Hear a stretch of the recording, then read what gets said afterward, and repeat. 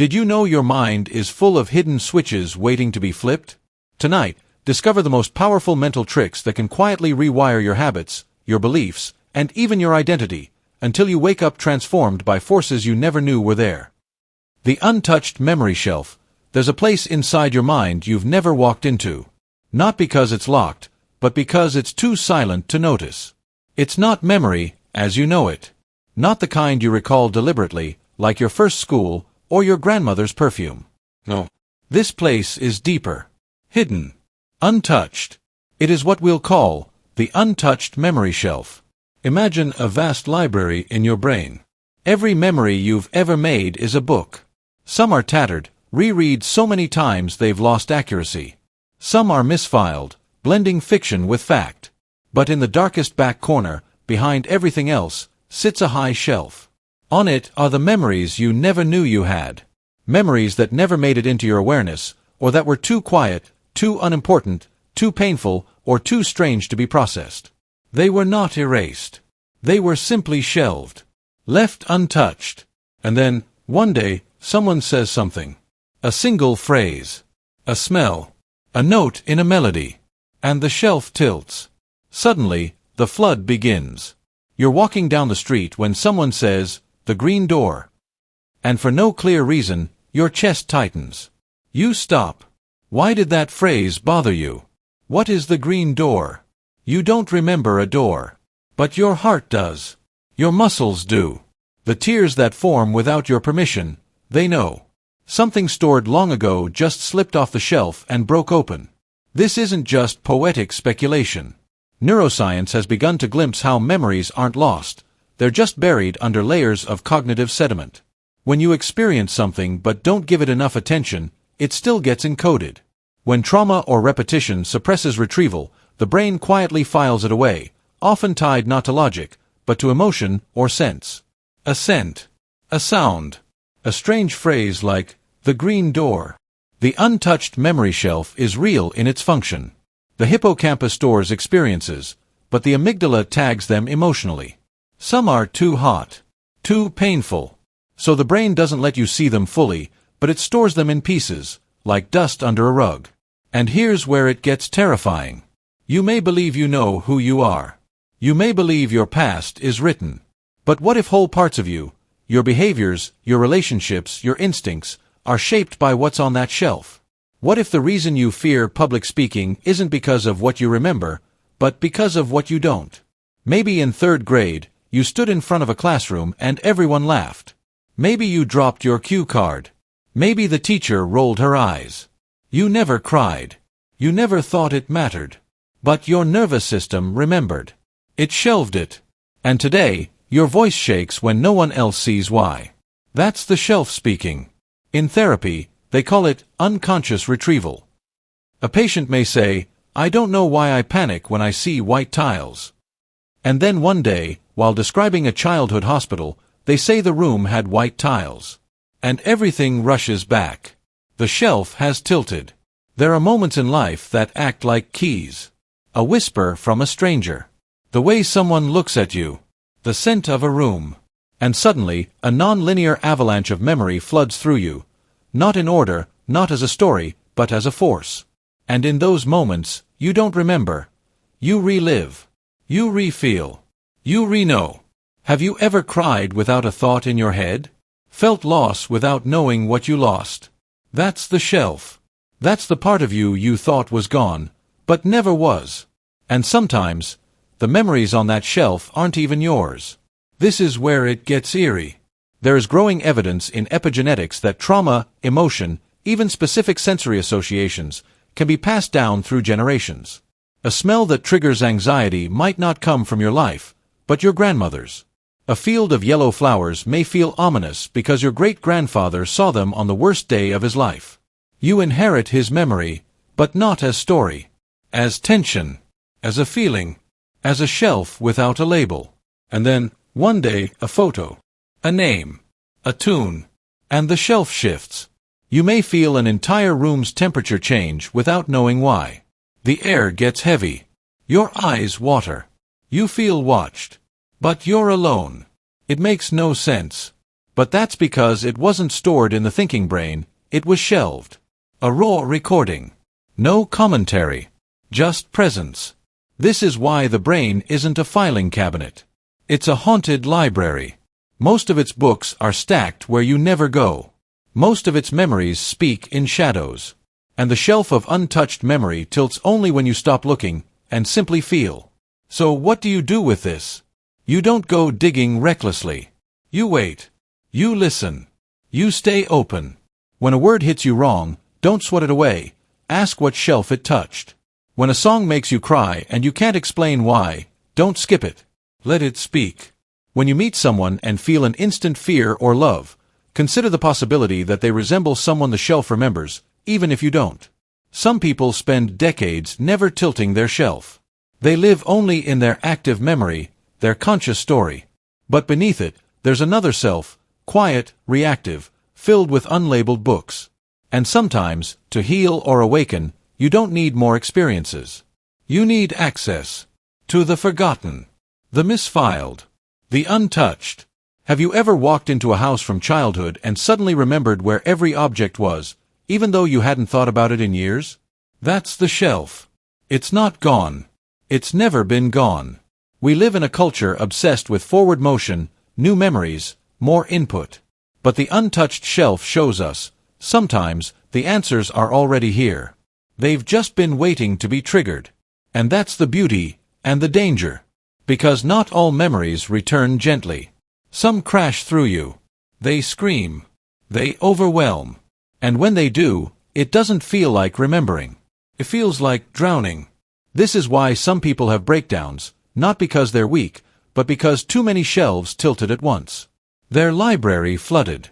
Their nervous system couldn't keep the flood orderly.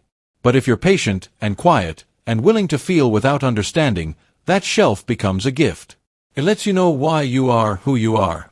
Why you avoid what you avoid. Why you crave what you crave. You don't have to fear the shelf. But you do have to respect it. So the next time you cry at a stranger's voice, or freeze when you hear a word that shouldn't matter, don't run. Stay still. Breathe. That is the shelf tilting. That is your inner library whispering. You are more than what you remember. You are what you forgot. The Self-Reflection Prism. What if the version of you that you believe in is just a prism? A distorted mosaic of reflections, each one slightly off, each one colored by invisible filters you didn't know were there? This isn't some poetic metaphor, it's a psychological fact. Every time you think, I know who I am, what you're really doing is staring at a cracked mirror, built out of memory, fear, validation, trauma, and hope. And that mirror lies, not by accident, but by design. You don't have one identity. You have many. And each version shows up depending on who's watching. Around your parents, maybe you soften your voice, act more obedient, suppress your chaos. Around friends, you laugh louder, exaggerate, play brave. At work, you tighten your jaw, rehearse confidence, become the efficient executor. But none of these are the real you, are they? Now imagine standing in a dark gallery full of mirrors, each shaped slightly differently, each one angled to catch only part of your face. One mirror reflects your strengths, another your fears, one shows your past self, one shows your imagined future. You walk through, and each one claims to be the truth. But none of them show the whole. That's the prism. And it gets worse. These mirrors aren't neutral. They're tinted, coated in bias. The compliments you were given as a child, you're the smart one, you're the shy one, you're just like your father, those phrases become colors. And now every reflection you see passes through those colors. If you were told you were cold, you'll interpret your boundaries as emotional failure. If you were praised for being strong, you'll feel shame every time you ask for help. These are secret biases, internal lenses that shape your self-image without your permission.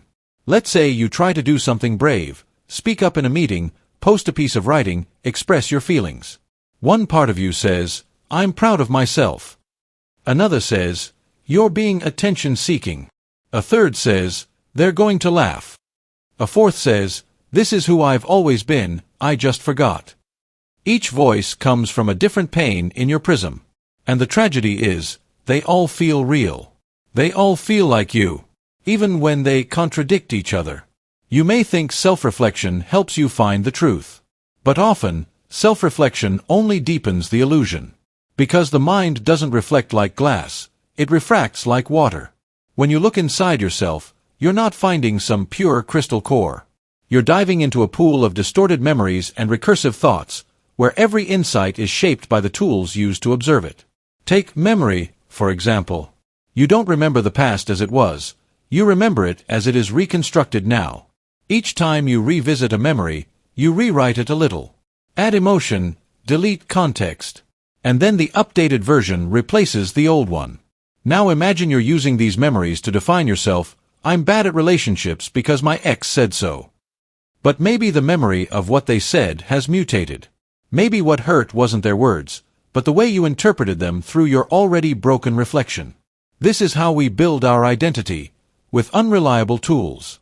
With filtered mirrors, tinted glass, warped memories, external voices, cultural pressures. The image we form is compelling, it feels emotionally real. But real doesn't always mean accurate.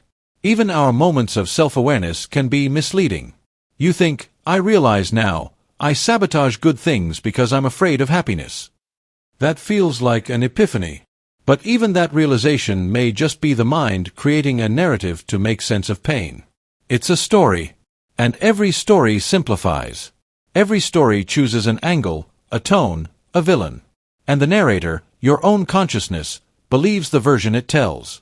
What makes this more dangerous is that once a version of you gets attention, social validation, reinforcement, or even just repetition, it hardens.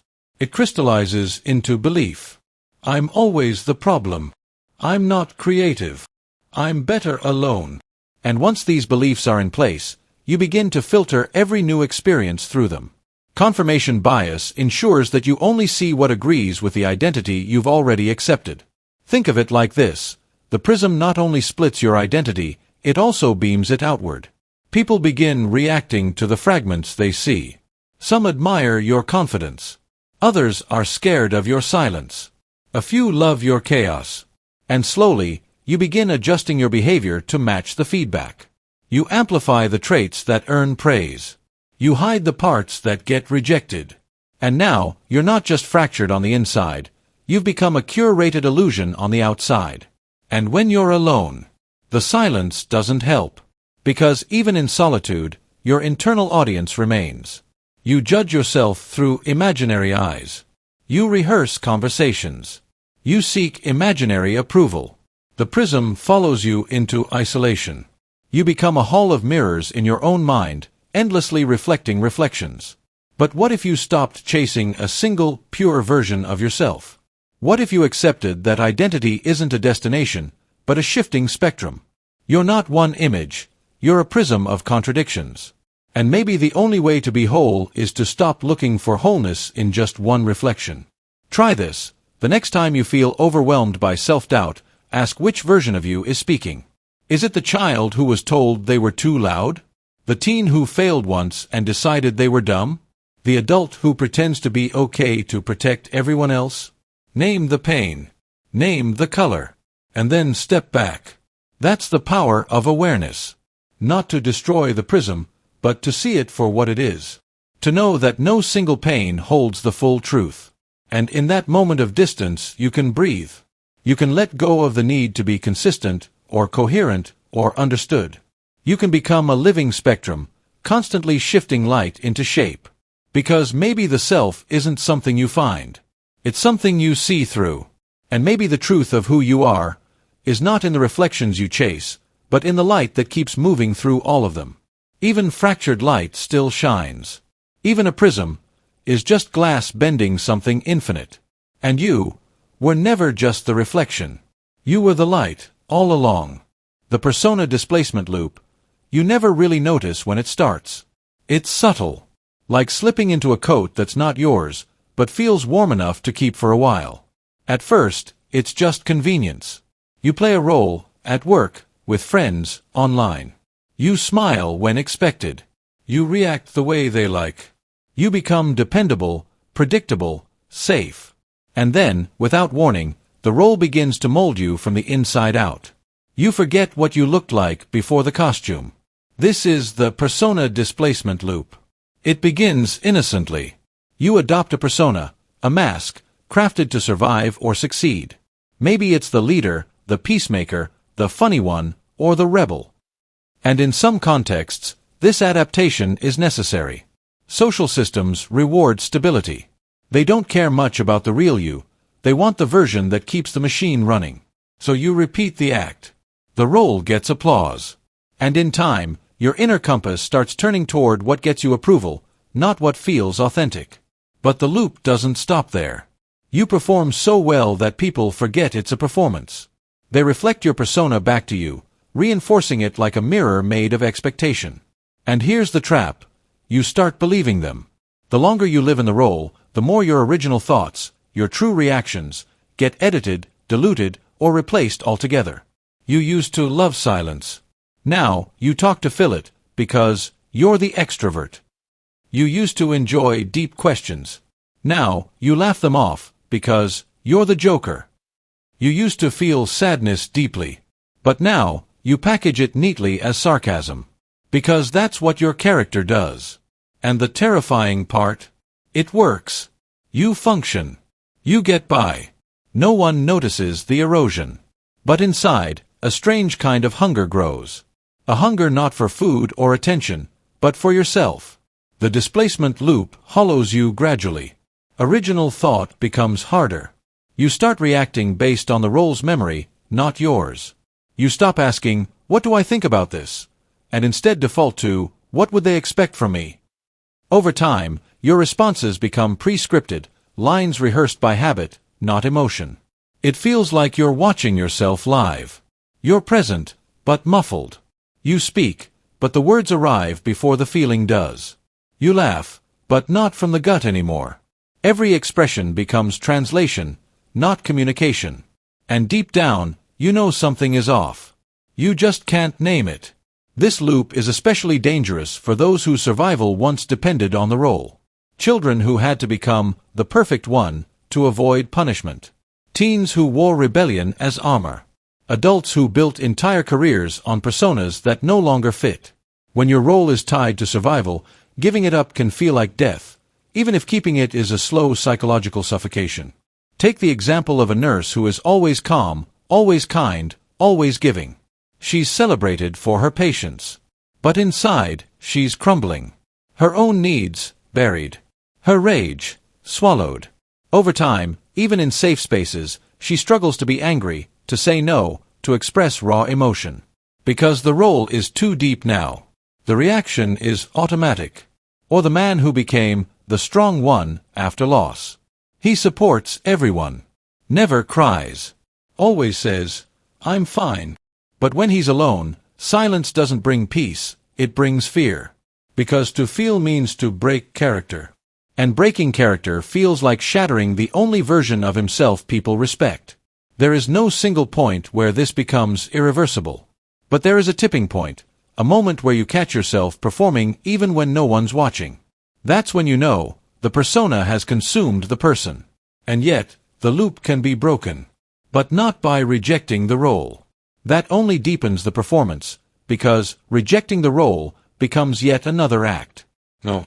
The only way out is to observe it without judgment. To sit with the discomfort of not knowing who you are without the costume. To feel the awkward silences that emerge when your usual scripts no longer fit. It's clumsy. It's raw. But it's real. You begin to ask, what do I actually enjoy? Not what gets claps. Not what makes sense to others. But what stirs something ancient in you.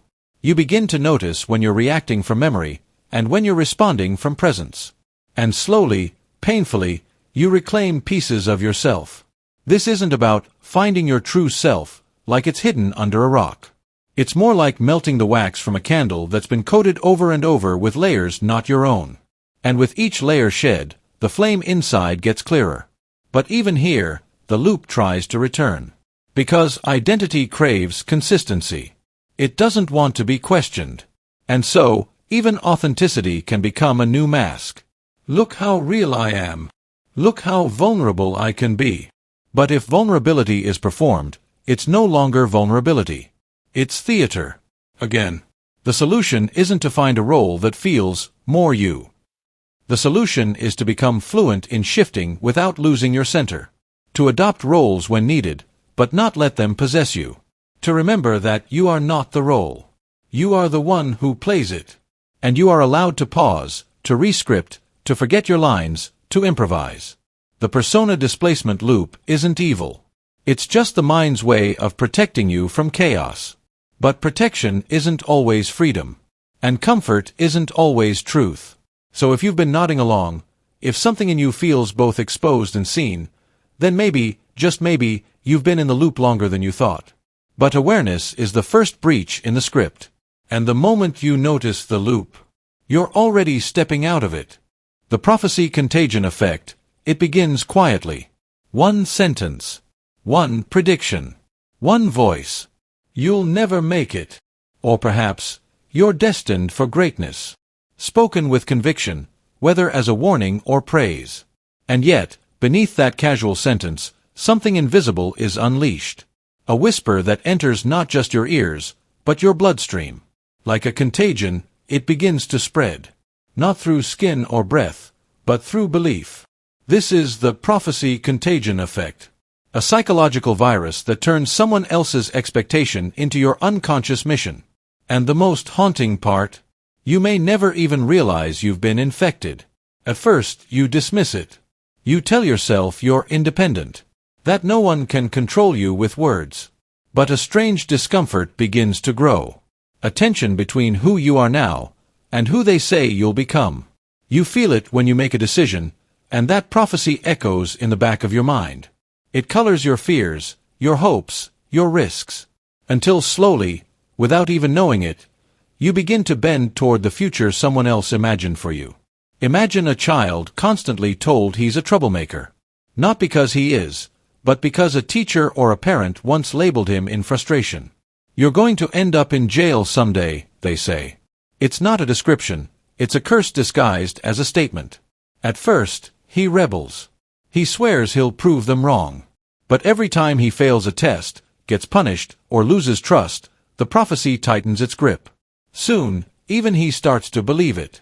His behavior shifts, not from inherent identity, but from a desperate attempt to resolve the contradiction. To relieve the tension between the life he wants and the life he's told he'll live.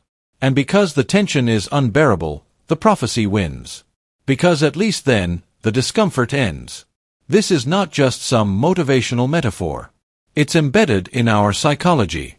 When someone plants a belief in your mind, especially with authority or emotion, it doesn't just stay on the surface. It becomes what psychologists call self-relevant information. And the brain is obsessed with resolving dissonance between that belief and reality. If you hear, you're a failure, but your life contradicts it, your mind experiences cognitive stress. So what does it do? It starts nudging you, subtly, toward behaviors that will make that belief come true. Not out of malice, but out of a need for psychological consistency. You might sabotage a job interview, not because you want to fail, but because failure would finally align with the prophecy you've carried in your chest for years. You might turn down love because you were once told, people like you always end up alone. And if you succeed, you feel like a fraud. An imposter. Because somewhere inside, you've internalized the prophecy that said you weren't meant for more. But here's the dark twist, even positive prophecies can infect you. Tell a child, you're a genius, and they may live in fear of ever making a mistake. Because a single failure would threaten the fragile identity built on praise. They avoid risk, creativity, exploration, because they're haunted by the need to prove the prophecy right. Success becomes a prison. They're not free to grow, they're chained to someone else's expectation of greatness. This is the trap of conditional identity, where your entire sense of self becomes a reaction to a sentence someone else spoke, once. And maybe they forgot. But your nervous system didn't. Your subconscious didn't. Because it filed that prophecy under survival. And now it runs the show from the shadows. And in society, this plays out on massive scales. Stereotypes are just group prophecies in disguise. Say that a group is inherently lazy or violent or brilliant, and eventually, some individuals within that group will unconsciously act in ways that fulfill it. Not because of their nature, but because of the prophecy's pressure to resolve the narrative. That's how prejudice becomes prophecy, and how prophecy becomes performance. But the most terrifying version of this effect happens in the quietest moments. When no one's around. When the voice isn't someone else's anymore, it's yours. You start repeating the prophecy to yourself. I'm not lovable. I'll always mess this up. I can't change. These aren't beliefs you chose. They were planted. But once they're repeated often enough, they become indistinguishable from truth. And the irony, the more we try to escape the prophecy, the more we revolve around it. It becomes the axis of our identity. You try to be the opposite of what they said, but the prophecy still defines your direction.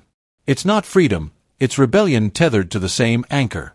Whether you try to prove the prophecy right, or try your whole life to prove it wrong, you're still living inside it. So what's the way out? Not resistance. Not denial. But awareness. You must name the prophecy. Trace its origin. Ask yourself, whose voice is this, really? When did I first hear it? And why did I believe it? When you bring the infection into the light, you give your immune system, the psychological one, a chance to respond. You can start replacing borrowed futures with intentional ones. Futures not driven by someone else's tension, but by your own vision. It doesn't mean the prophecy disappears, but it loses its grip. Because now you see it for what it is, a story. A sentence. Not a sentence like grammar, but like punishment. And you don't have to serve it. There's a power in words. A prophecy can be poison. Or it can be medicine. What you say to others matters. What you say to yourself matters more. Because every time you whisper, I am this, or I will become that, your body listens. Your behavior shifts. The world bends just a little in that direction. Not because the prophecy is magic, but because belief is. You are the echo of every expectation you've ever absorbed. But you are also the silence that follows, where new words can be spoken. Be careful what you predict. Especially when you're talking to yourself. The identity osmosis phenomenon. Have you ever noticed how, without meaning to, you start speaking like someone you've been spending time with? Maybe you adopt their catchphrases, their tone, their gestures. Maybe it's subtle, like mirroring their posture, or maybe it's deeper, like adopting their values, their preferences, even their sense of humor. And the strangest part? It doesn't just happen with people you like. It happens with people you despise too. This is the identity osmosis phenomenon. It's not just mimicry. It's not imitation. It's something far more insidious, more automatic, more subconscious. It's the slow seep of another person's essence into your own self-concept, like water through paper. Their emotional residue sticks to you. And over time, your self-portrait becomes a mosaic of fragments that were never originally yours. You see, identity isn't a fixed object. It's a porous membrane. Every person you meet leaks into you a little. You might think you're solid, but your boundaries are softer than you believe. Identity, as we experience it, is shaped by reflection. We become ourselves by seeing ourselves through the eyes of others. And that reflection, like a mirror made of fog, is always warped by the lens of their personality. Let's say you admire someone deeply. Maybe it's a mentor, a celebrity, a parent, a romantic partner. You observe them closely. You internalize their behavior. Not because you're trying to copy them, but because the brain maps what it reveres. Mirror neurons fire. Associations are built. And suddenly, what used to be them begins to feel like you. Their assertiveness becomes your confidence. Their wit becomes your humor. Their silence becomes your calm. But admiration isn't the only doorway. Hatred, ironically, is just as contagious. When someone disturbs you, when you feel threatened or diminished by their presence, your mind builds defense mechanisms. You analyze them to protect yourself. You study their every move to avoid being hurt again. And in doing so, you memorize them. You embed them into your neurological architecture. You say, I'll never be like them, but the moment you define yourself against them, they shape you. Opposition is just another form of absorption. And what makes this phenomenon terrifying is that it happens silently. You don't feel the moment when a borrowed trait enters your system. You don't recognize the day your anger started sounding like your father's, or your sarcasm like your ex's, or your ambitions like someone you once envied but never respected. These pieces latch on in moments of emotional intensity, when the psyche is vulnerable, impressionable, open to influence. Identity osmosis isn't just psychological, it's biological. Our brains are designed for adaptation. We are wired to belong, to connect, to reflect what's around us. This was once a survival mechanism. In a tribe, mirroring meant safety. But now, in the digital age, in the age of parasocial relationships, curated personalities, and algorithm-fed personas, it means we're soaking in hundreds of partial selves daily. Think about it. One scroll through your social feed and you've been exposed to 50 versions of confidence, beauty, success, morality. You're not just witnessing ideas. You're downloading fragments of identity, tiny edits to your internal script. You don't even need to engage. The exposure alone is enough. And slowly, what you think is you becomes a collage built from 1,000 borrowed impressions. Here's the most haunting part. You may never meet your true self, because your self has never existed in isolation. Even in solitude, you carry voices. You argue with people who aren't present. You rehearse conversations, relive wounds, replay affirmations. Your thoughts aren't purely your own, they're echoes. And many of them belong to people you forgot you were ever listening to. So who are you? That's the central crisis of identity osmosis. When so many pieces have been absorbed, so many values adopted, styles mimicked, boundaries blurred, how do you know what's authentic? How do you separate what was chosen from what was inherited or imprinted? You might think, I chose this. But choices don't form in a vacuum. Even desire is contaminated. Even rebellion is often reaction, not revolution. When a child grows up with an overbearing parent and declares, I'll never be like them, they are still defined by that parent's shadow. Their sense of self is carved out of defiance, not discovery.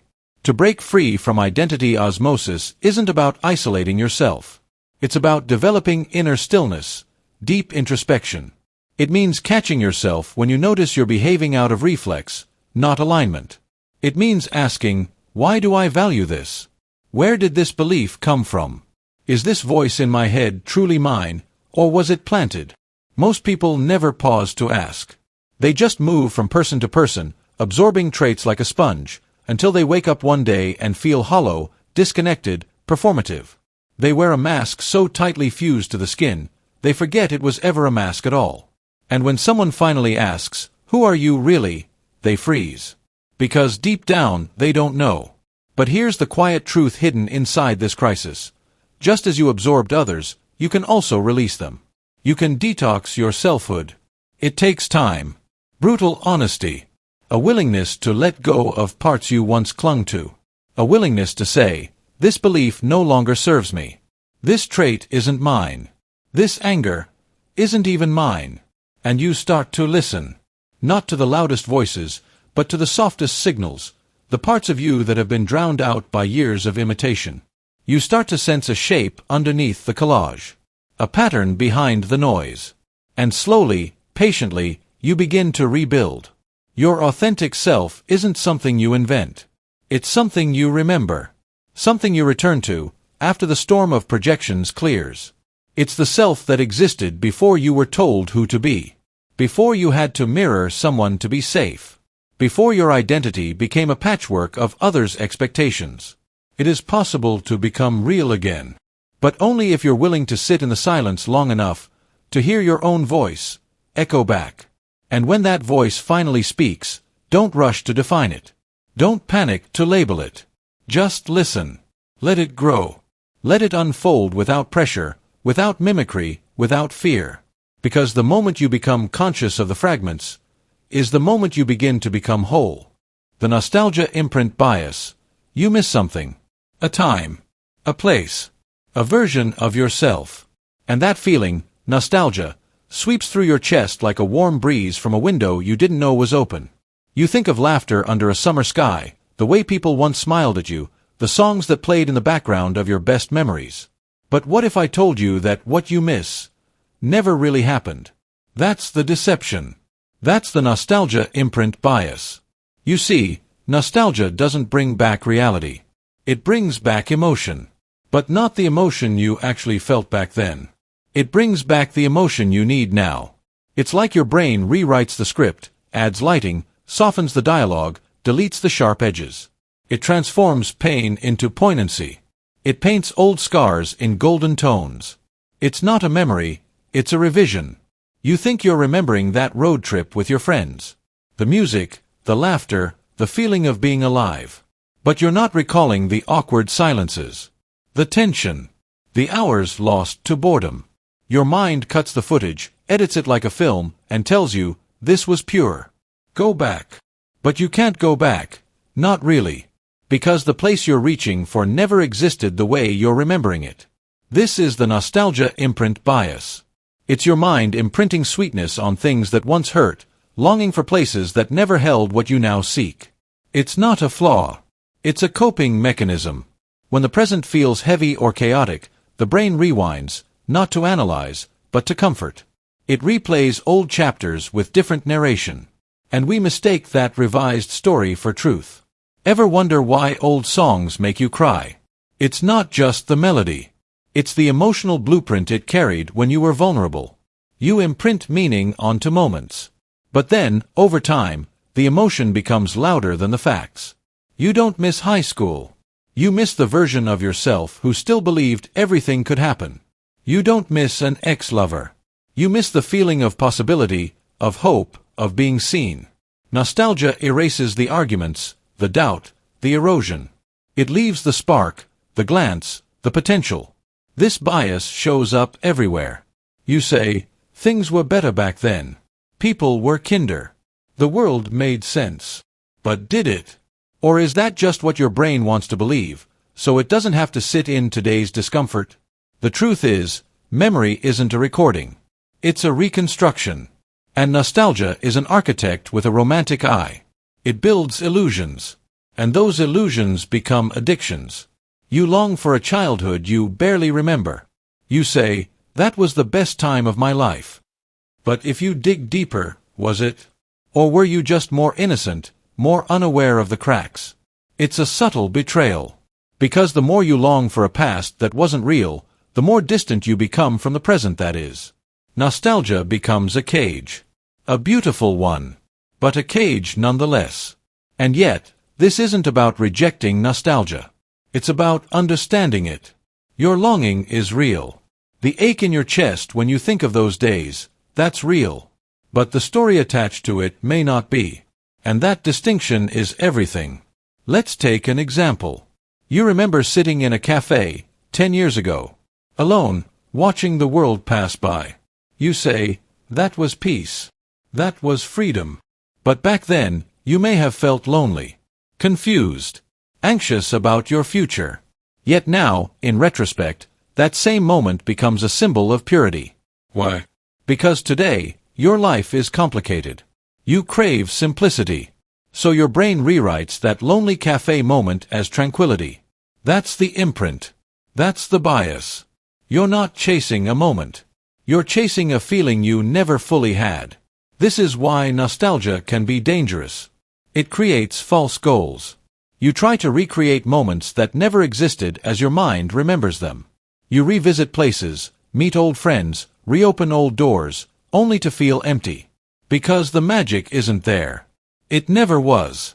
It lived only in your brain's editing room. So what can we do? First, recognize the bias. Don't trust every memory that comes with a warm glow. Ask, did it really feel that way, or is my brain softening the truth to protect me? Second, don't chase the past. Let it inform you, but don't let it define you. Use nostalgia as a mirror, not a map. And third, reclaim the present. Because one day, today will be that moment. One day, this mess, this uncertainty, this version of you, will be the subject of some future nostalgic gaze. You'll say, those were the real days, not realizing you're doing it again, rewriting pain as sweetness. But maybe that's okay. Maybe nostalgia is a language we use to talk to ourselves gently. Maybe it's not meant to be accurate, but comforting. Like a bedtime story told by your own mind, to help you sleep through the harder nights. Still, Let's not let it fool us. You are not meant to live in a memory museum. You are meant to live here, now, even with all its jaggedness. Nostalgia can visit, but it cannot lead. So the next time you long for a perfect moment from your past, ask yourself this: was it real? Or just a beautiful lie you needed to believe? The absence amplification trick. There's a strange trick your mind plays the moment something disappears. The moment it's gone, an object, a person, a feeling, it doesn't just vanish. It grows. It expands in your memory. It takes up more space than it ever did when it was actually there. And now, you're not mourning the thing as it was. You're haunted by what it became in your mind. This is the absence amplification trick. A mental illusion where the missing becomes more meaningful than the present. It doesn't matter how mundane the thing once was, a chair, a friendship, a fleeting emotion, its sudden vanishing rewires your perception. You begin to mythologize it. Not because it had that much value to begin with, but because it left an echo. And your mind hates silence. It's not just sentiment. It's neurology. When something is present in your life, your brain calibrates to it. It becomes background. You stop noticing the painting on your wall, the voice that texts you every morning, the feeling of security that wraps around your routines.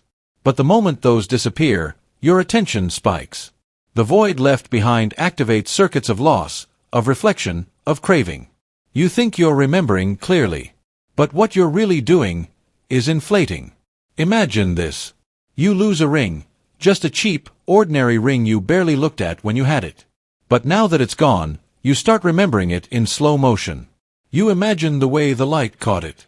You remember the day you bought it. You attach emotions to it that maybe were never really there.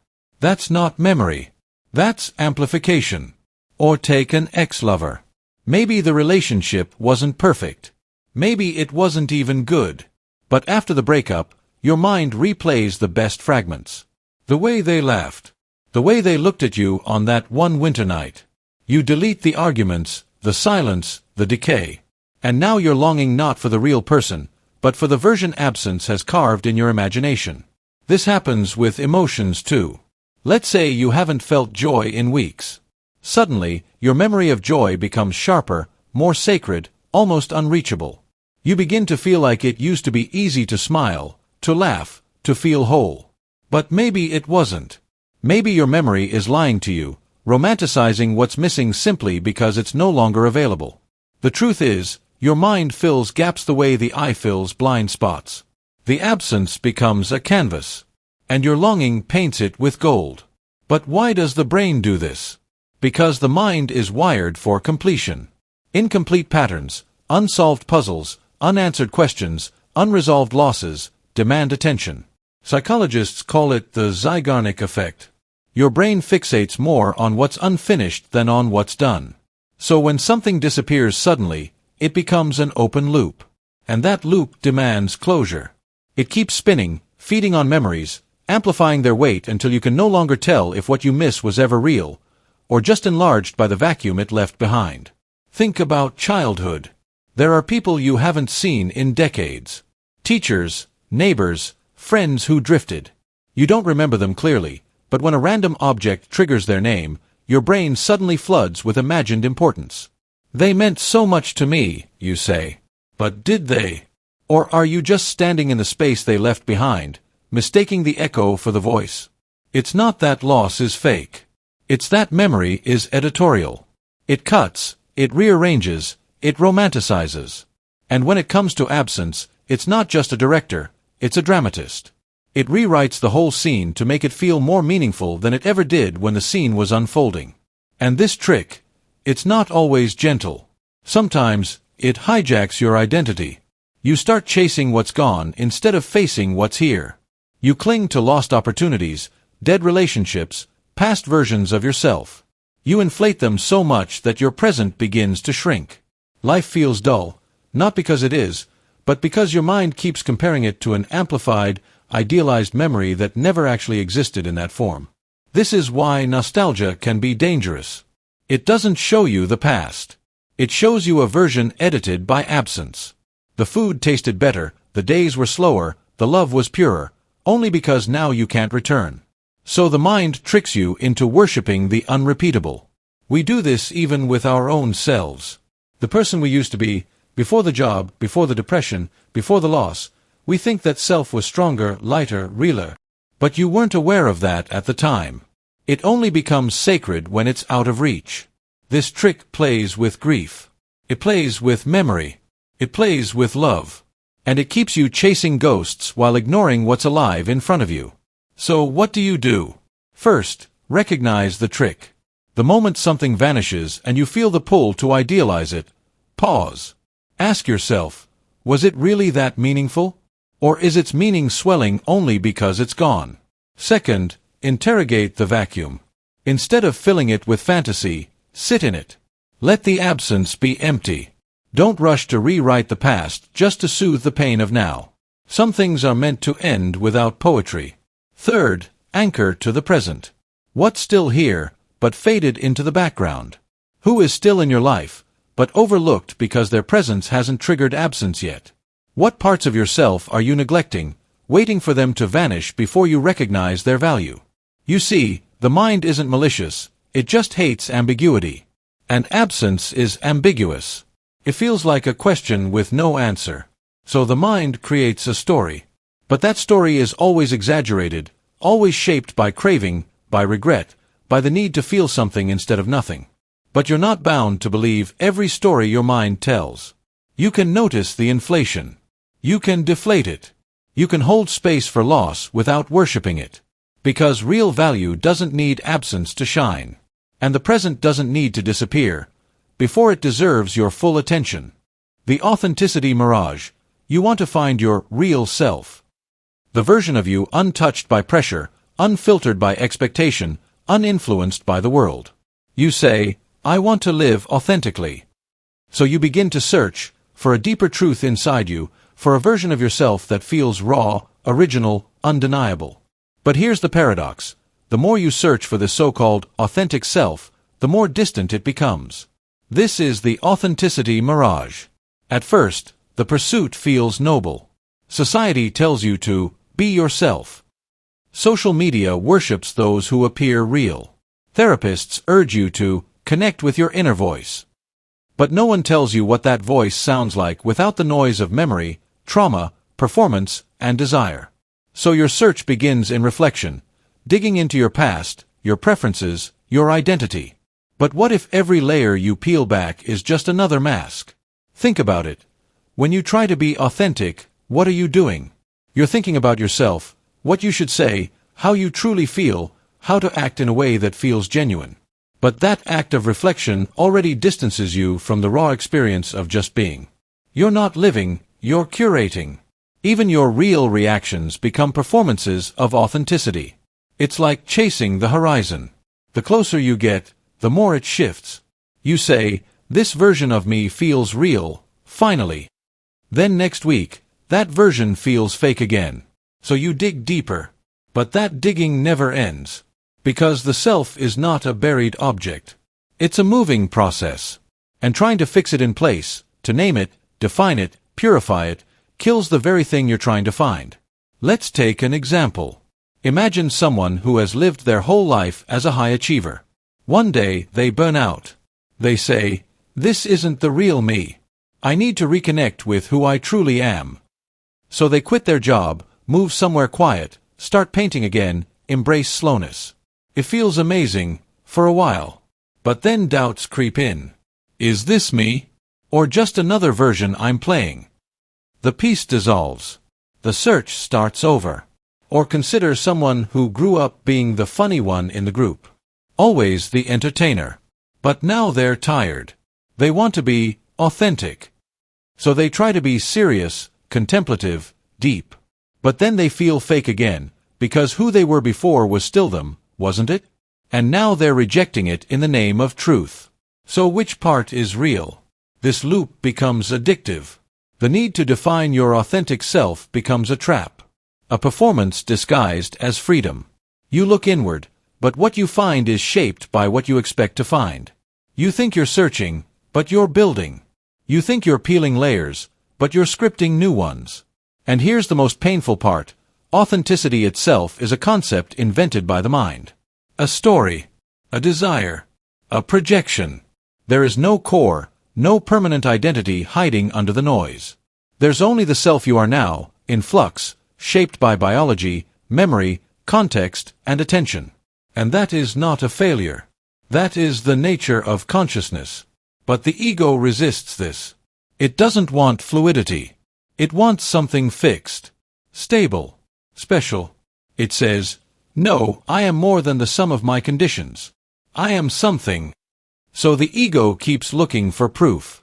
But every time it thinks it has found the authentic self, it's only found a more convincing costume. You may say, "But I feel like I've changed. I used to be lost. Now I feel aligned." And that may be true. But that alignment is not authenticity, it's coherence. It's the temporary moment when your current self fits your current life. That's not a destination. It's a phase. A wave in motion. And to freeze that wave, to make it your identity, is to step into illusion again. Even your rebellion against the false self can become part of the mirage. You reject societal roles, but then take pride in being different. You throw away your job title, but introduce yourself with your journey. You drop all labels, and then label yourself as unlabeled. The mirror just bends into a new shape, but it's still a mirror. So what's the way out? It's not to stop searching. It's to see the search for what it is. A movement of the mind. A projection. A ritual. When you realize the self is not a static object, but a living verb, you stop asking, "Who am I really?" and instead ask, "What am I becoming now?" And then something strange happens. You begin to speak without overthinking. You begin to act without trying to appear natural. You begin to live without waiting for confirmation that it's the real you doing it. Because the truth is, you were always real. Even your masks were real in the moment they served you. Even your confusion was authentic. Even your contradictions are part of you. Authenticity is not something you find. It's something you stop performing. When the need to be real dissolves, only reality remains. And in that quiet, unfiltered state, not labeled, not narrated, something deeper than identity breathes through you. Not the authentic self. Just life, happening. The emotional ventriloquism, of all the illusions the mind can conjure, one of the most invisible and unsettling is this. Not every feeling you experience is actually yours. You cry and don't know why. You feel anxious but nothing's wrong. You're angry, but the source feels borrowed. That's not a weakness. That's emotional ventriloquism, the strange, haunting phenomenon where someone else's emotion finds its way into your body, sits behind your ribs, and speaks through your chest as if it belongs to you. It's not possession. It's precision. A masterclass in subtle influence. Emotional ventriloquism doesn't shout, it whispers. It uses small cues. A sigh. A silent stare. A raised eyebrow.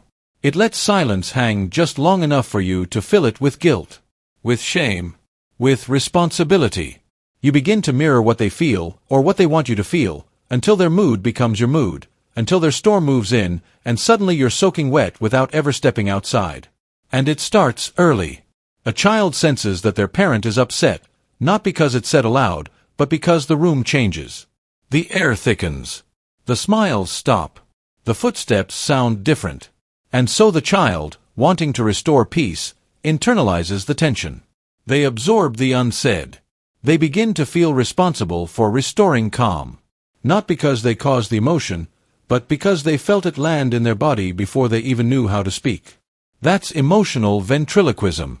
Someone else felt it, but you're the one who acted on it. You carry this into adulthood, into relationships, into rooms full of people whose faces you scan like a threat detection system. You walk into a meeting and feel the unspoken anger of someone across the table, and before a word is said, your stomach knots. Your voice trembles. Your thoughts begin to spiral. Why? Because their emotion leapt the boundary. And because you never learned to say, "That feeling is not mine." This isn't empathy. Empathy is voluntary. Emotional ventriloquism is involuntary. It hijacks you. You don't choose to feel what they feel. It's implanted, transferred, projected. It's the difference between sitting beside someone's sadness and being buried alive in it without realizing it was never yours to carry. There are people who do this intentionally. Manipulators. Emotional architects. They use tone, timing, body language, even silence, to orchestrate how you should feel. They don't yell at you, they sigh, slump their shoulders, glance down, forcing you to ask what's wrong. They won't say you're guilty, they'll just make you feel that something is off, until you confess something that was never your fault. It's not always about deception. Sometimes it's about control. To make you feel so entangled in their emotions that your own disappear. And then there are people who do this unintentionally. The ones who never learned to carry their own emotions, so they spill them onto others. They walk into a room heavy with sadness or rage, and instead of feeling it themselves, they radiate it outward. If you're highly attuned, if you're emotionally porous, you soak it up like a sponge. And because it's unspoken, you assume it must be yours. Why else would you suddenly feel like crying for no reason? Now imagine that happening for years. For decades. You start mistaking emotional absorption for identity. You believe you're sensitive, anxious, guilty, ashamed. But what if those emotions weren't native to you? What if they were echoes? This is the silent cost of emotional ventriloquism, the erosion of your emotional boundaries. You don't know where you end and someone else begins. You become a vessel, not a person. A mirror, not a mind. A container for other people's storms. And over time, it breaks you. Because emotions aren't harmless signals, they're biochemical commands. If your body thinks it's sad, it acts sad. If your mind thinks it's angry, it rewires your perception to find threats. So even if the emotion didn't start with you, it still reshapes you. The borrowed becomes embodied. The artificial becomes real. And it's nearly impossible to tell the difference. Until you pause. Until you ask, is this mine? That's the first act of resistance. When the sadness creeps in, or the tension arrives like fog, you stop, breathe, and interrogate the feeling. Where did this start? Was I okay before I entered this room? Whose emotion is this, really? Because that question, is this mine, is how you reclaim authorship over your own nervous system. It doesn't make the emotion vanish, but it gives you space to decide what's real and what's reflected, what's inherited and what's authentic. And once you learn to do this, you'll begin to see the world differently. You'll notice how people try to speak through your emotions instead of their own. You'll catch the manipulative sighs, the calculated silences, the guilt-laden glances. You'll stop reacting automatically. You'll stop rescuing people from their own discomfort. You'll let them sit in it. And you'll protect your emotional home from becoming someone else's puppet stage. Because your feelings are sacred. Not a puppet for other people's scripts. Not a container for their unprocessed shadows. You're not a vessel for other people's fear, anger, shame, or regret. You're not here to play the emotional understudy in someone else's play. You're allowed to care, but not to carry. You're allowed to feel, but not to be used. The next time you feel something sudden, unexplained, intense, pause. And ask yourself the question that breaks the spell. Is this really mine? The mirror neuron trap. You watch someone take a stand, bold, unwavering, certain. Maybe it's a speaker on a stage. A character in a movie. A stranger on your feed declaring what's right, what's wrong, what must be done. You're just observing. You're not acting. You're not agreeing. Or so you think. But beneath your awareness, something begins to fire. A hidden rehearsal. A quiet mimicry. Without even realizing it, your brain has already started practicing their movements. Their expressions. Their rhythms. Their certainty. This is the mirror neuron trap. Mirror neurons are cells in your brain that activate not only when you do something, but also when you watch someone else do it. If you see someone smile, part of your brain lights up as if you smiled too. If someone gets hurt, you wince, not out of thought, but reflex. This is the engine of empathy, but also the mechanism of manipulation. Because the brain doesn't perfectly distinguish between action and observation. If you watch someone perform an act, especially with intensity or emotional conviction, your neurons light up in parallel. And when they do, the line between your will and their behavior begins to blur. You see, behavior doesn't begin at decision. It begins at preparation. What we call choice is often just the last step in a process that's already been primed. And mirror neurons are master priming agents. They don't ask for permission. They don't check if you believe in what you're watching. They just start rehearsing. Imagine this. You watch a charismatic leader give a speech. You don't fully agree, but you admire their presence, their tone, their boldness. You tell yourself, I'd never think like that. But your brain doesn't care. It's learning posture, syntax, cadence. It's embedding emotional rhythms. And one day, under pressure, or in conversation, or in front of an audience, you find yourself channeling that same tone, the same confidence. You copied what you never meant to learn. This isn't mimicry you can spot in the mirror. It's deeper than speech or gesture. It's behavioral muscle memory. It's belief rehearsal. When someone models conviction in front of you, especially repeatedly, your subconscious prepares for the day you might need to act like that. Not because you chose to, because you were neurologically wired to. And here's the trap. Repetition becomes reinforcement. The more you're exposed to a behavior, the more your brain normalizes it as possible or even desirable. Exposure isn't neutral. It's immersive. And modern life is saturated with emotional performances, viral speeches, heated rants, impassioned posts, curated lifestyles. You scroll past hundreds every day, and with each one, your mirror neurons quietly absorb, encode, and store templates. This is why we begin to talk like the influencers we follow. Why social trends spread faster than wildfire.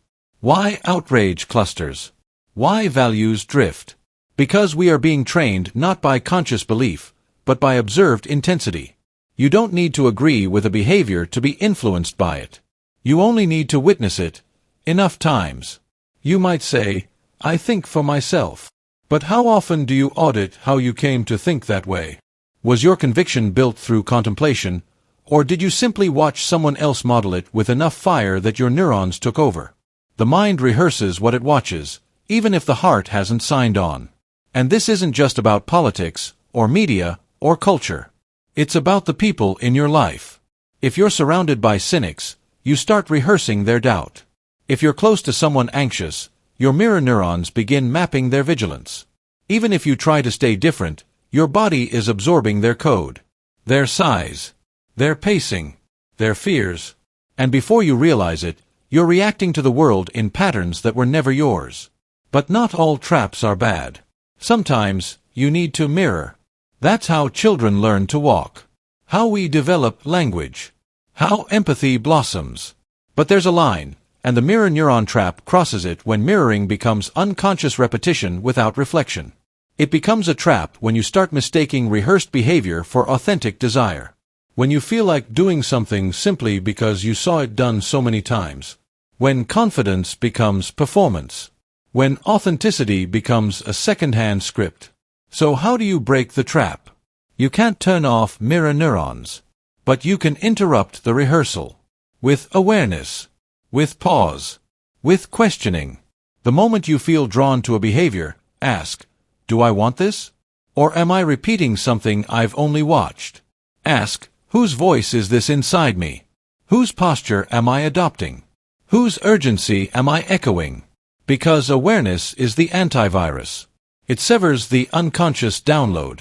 And remember, the people you surround yourself with, on screens, in rooms, in your inner circle, are your behavioral templates.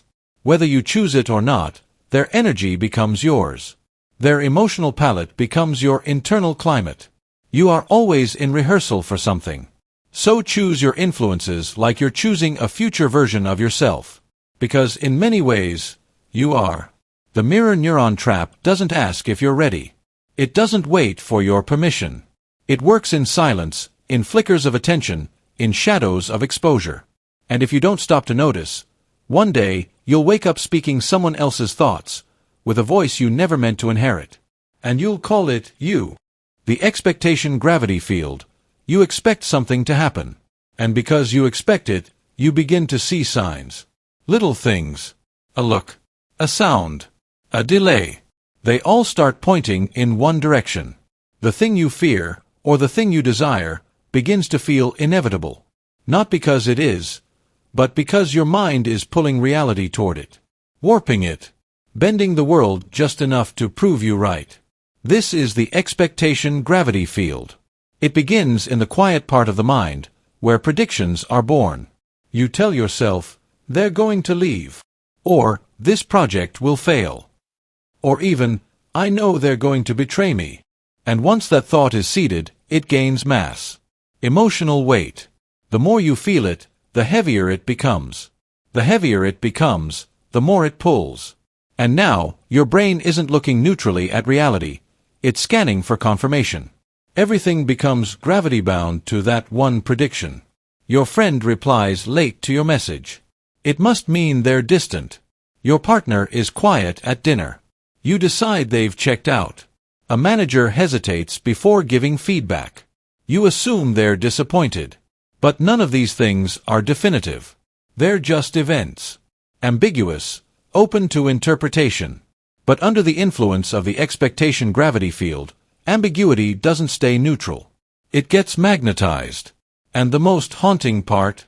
You don't even realize it's happening. You think you're being logical, observant, intuitive, even. But what's really going on is that your expectation has created a lens. And that lens filters everything. Even memories get rewritten. You don't just anticipate the outcome, you start curating your past to fit the story. They were always distant. This job never felt right. I should have known from the beginning. It feels like insight. But it's gravity. And you're not just under its pull, you're reinforcing it with every thought. It works both ways. When you expect rejection, you notice every glance that seems cold. When you expect betrayal, you pick up on every unexplained pause. When you expect magic, you see signs everywhere, 11:11 on clocks, your favorite song on the radio, a stranger who smiles at the right moment. Coincidence becomes prophecy, and prophecy becomes a script. It's not delusion. It's direction. Your brain is a pattern-making machine. It wants order. And the moment you give it a gravitational center, a strong emotional expectation, it begins organizing the chaos of reality around that center, even if it has to stretch the facts. In psychology, this is called confirmation bias. But the expectation gravity field goes deeper. It doesn't just filter what you accept, it attracts what you feel. Emotion gives it power. Intensity gives it mass. A quiet hope won't do much. But an intense belief, a fear you replay every night, a desire you feed every morning, that creates distortion. You start acting differently. You speak with tension. You hesitate when you didn't before. You withdraw. Or overcompensate. And people around you feel it. Without knowing why, they shift. And suddenly, they begin behaving in ways that reflect the very outcome you feared. Not because it was inevitable, but because your expectation changed you. And you changed the field. Have you ever sabotaged something beautiful because you were convinced it would end? Or failed at something because you believed deep down you weren't good enough, and then proved yourself right? That's not fate. That's gravity. That's the loop of expectation feeding reality, and reality feeding expectation. Think of it like a planet forming in space. At first, it's dust. Random, unconnected particles. But then mass forms. The more mass, the more gravity. And now other particles start circling it, clumping to it. It becomes a body, an identity, a future. And you look back and say, see? I knew this would happen. But what if you had formed a different center? What if, instead of expecting disappointment, you expected growth, not delusional hope, but grounded confidence? You might have noticed different signals. Interpreted silence as thoughtfulness, not rejection. Seen setbacks as signals to adapt, not proof you're failing. The world wouldn't have changed. But your gravity field would have. And that changes everything. Expectation isn't passive. It's an engine. And when fueled by fear or longing, it becomes powerful enough to shape behavior, perception, and even outcomes. That's why two people can live the same event and walk away with opposite truths. Because what they expected pulled different versions of reality into focus. So what do we do with this? First, Recognize the pull. When you catch yourself saying, "I just know this will go wrong," pause. Ask, "What am I predicting? Why?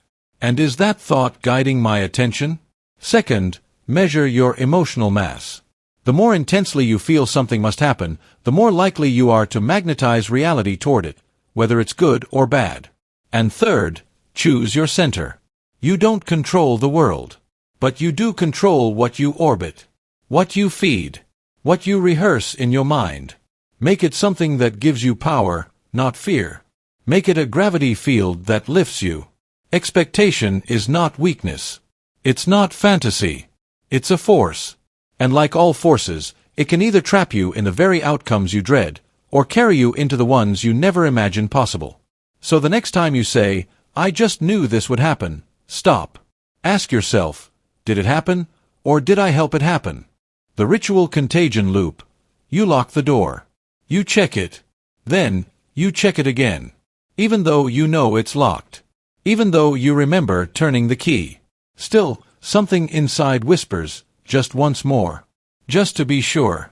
And so, without fully understanding why, you do it again. And in that moment, a ritual is born. It starts small. A gesture. A word. A behavior. Something you repeat not because it makes sense, but because it feels like it matters. Like if you stop doing it, something terrible might happen. You may not be able to explain it. You may even laugh about it. But still, you do it. This is the ritual contagion loop. It's a psychological trap where a behavior becomes so entangled with imagined consequence that logic can no longer break it. And the more you repeat it, the more real it feels. Let's say you always tap your foot 3 times before walking on stage. It starts as a quirk. But one day you forget, and something goes wrong. Maybe the mic malfunctions. Maybe you fumble a line. Coincidence? Maybe. But your mind doesn't like coincidence. It craves patterns. So now, deep down, you start believing, "I failed because I skipped the ritual." And just like that, a loop is locked in. You see, the human brain is designed to link cause and effect, even when the connection is imaginary. Especially when the stakes are high. In ancient times, if someone buried their tools during a drought and then the rains came, the tribe might repeat the burial next time. Not because it made sense, but because the mind needed to believe there was a way to influence chaos. A way to control the uncontrollable. That's what rituals offer. The illusion of control. Even in modern life, surrounded by science and rationality, these micro-rituals still sneak in. Athletes wear lucky socks. Students use the same pencil for every exam. You might avoid a certain path, avoid a certain number, avoid saying certain words on certain days, not because you're superstitious, but because somewhere along the way, those patterns got infected with meaning. A private logic was born. And now it governs you. It becomes contagion because once one ritual works, or feels like it worked, you add more. You layer them. You begin washing your hands not once, but twice. Then 4 times. You light a candle, then reposition it 3 times before it feels right. And if someone interrupts you mid-ritual, you start over. Not because you believe the ritual causes reality to behave, but because something in your body panics if you don't. That's the paradox. You know it doesn't make sense. But the feeling doesn't care. In fact, the more you try to use logic to fight it, the stronger the need becomes. Because now, not doing the ritual feels like inviting disaster. It's not about belief, it's about relief. The moment you complete the action, your anxiety softens. Your nervous system breathes. And your brain says, "See? It worked." That relief becomes the proof. So you do it again. And again. And each time, the ritual gets more sacred. More precise. More loaded. And slowly, it stops being optional. It becomes a rule. A secret law you must obey, even when no one else understands. This is where it turns dangerous. Because now, your life starts bending around the ritual. You run late because you had to start over. You avoid certain places, certain choices, because they clash with your pattern. You no longer know where the ritual ends and where you begin. And still, you can't stop. Because in the back of your mind, there's a terrifying question. What if I don't do it, and something goes wrong? What if that's the time the plane crashes? The relationship ends? The illness returns? You're not just afraid of consequence. You're afraid of guilt. Of feeling like it was your fault for skipping the ritual. So even though you know it's irrational, you keep looping. Psychologists call this magical thinking. The belief that thoughts, symbols, or behaviors can influence unrelated outcomes. It's a trait that shows up in obsessive-compulsive disorder, but also in completely normal people. Because deep down, the human brain is wired for symbolic association. For finding structure in chaos. And in a world full of uncertainty, rituals become scaffolding. They feel like protection. And the scariest part? Sometimes, they seem to work. You do the ritual, and things go smoothly. Nothing bad happens. You tell yourself, of course not. It's just habit. But another part whispers, maybe it helped. Maybe it protected you. And now you don't just feel comforted, you feel responsible. Responsible for keeping the world safe by following private rules no one else can see. This isn't just personal. It's collective. Societies build entire cultures on ritual contagion. We tie red threads. We knock on wood. We avoid speaking the names of the dead. We light candles in a certain order, not because we fully understand, but because not doing it feels wrong. Because over generations, rituals accumulate layers of unseen fear. And now they're passed like contagion, ritual as inheritance, ritual as armor. And yet, not all ritual is bad. Ritual can ground us. Mark transitions. Anchor meaning. The key difference is this: does the ritual serve you, or do you serve the ritual? If skipping it makes you feel uneasy, but you can let it go, that's ritual as support. But if skipping it fills you with panic, dread, or doom, that's ritual as prison. So what do? You start by noticing the pattern. What behaviors have you repeated not out of desire, but out of fear? What actions feel compulsory, not because they bring joy, but because they silence anxiety? Then ask, what belief is hiding behind the ritual? That without it, you'll be punished? That you'll lose control? That you'll be unsafe? Shine light on that belief. Question it. Don't fight it with logic. Feel it. Trace the fear to its root. Maybe it was formed during trauma. Maybe it was inherited. Maybe it was invented to explain the unexplainable. Next, experiment with gentle disobedience. Skip the ritual once, on purpose. Watch what happens. Let the fear rise, then fall. Notice that nothing collapsed. That the ritual was never the gatekeeper. It was just a glove around your fear. And finally, replace the loop with presence.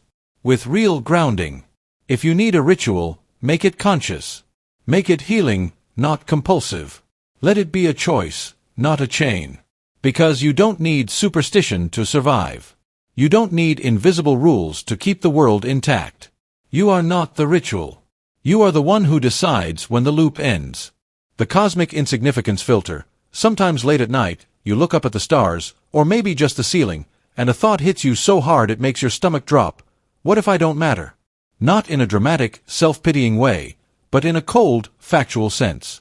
In the face of a universe that is 13.8 billion years old, expanding into forever, where galaxies crash and die without notice. Who are you, really?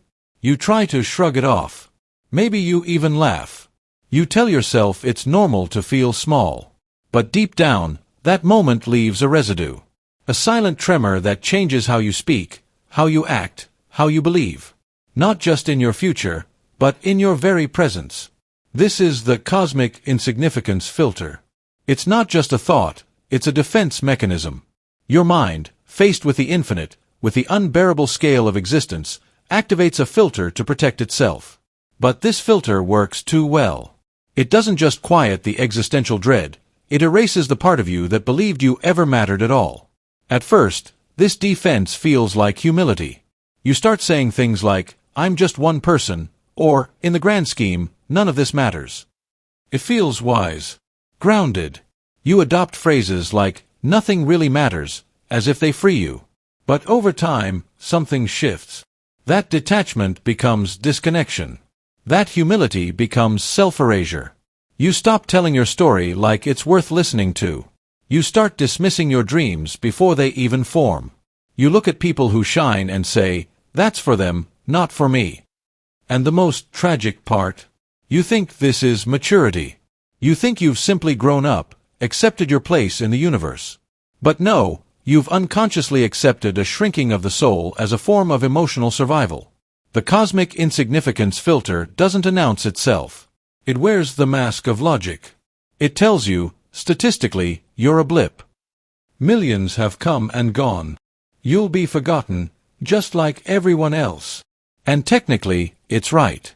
But existentially, it's poison. Because this defense doesn't just shield you from dread, it kills wonder. It strips meaning.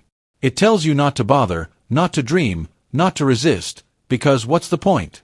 You go through the motions of life, but everything feels half-lit. You don't grieve your smallness, you internalize it as identity.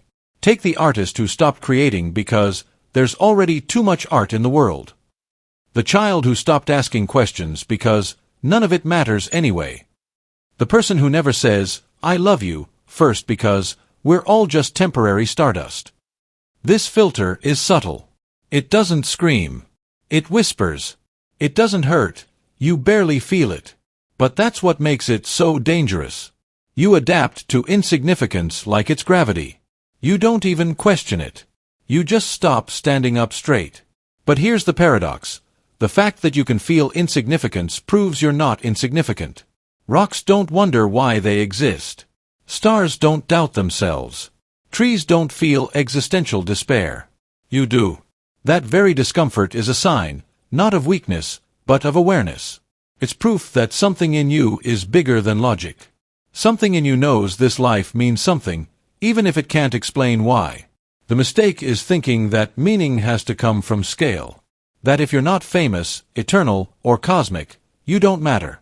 But what if meaning is measured not in scope, but in presence? Not in the size of your legacy, but in the intensity of your existence while you're here? A whispered apology can change a life. A single night of honesty can save someone from ending it all. A painting that only one person ever sees can still shift their soul. Your scale does not determine your value. Your attention does. Your depth does. Your choice to care, even when nothing guarantees it will be remembered, that is meaning. When the cosmic insignificance filter tells you to sit down, to stay quiet, to surrender to pointlessness, you can say, "Maybe I am small." But small things carry worlds. A seed is small. A breath is small. A moment is small. But each one can shift reality in ways the universe never announces. So no, this isn't about denying your smallness. It's about refusing to confuse size with significance. The universe may not care about you, but you can. And that self-chosen care, the radical act of loving, creating, speaking, trying, is what gives birth to meaning in a cold, indifferent cosmos. When you see through the filter, you realize, you were never trying to escape insignificance. You were trying to find something worth being significant to. And maybe that's not out there in the stars.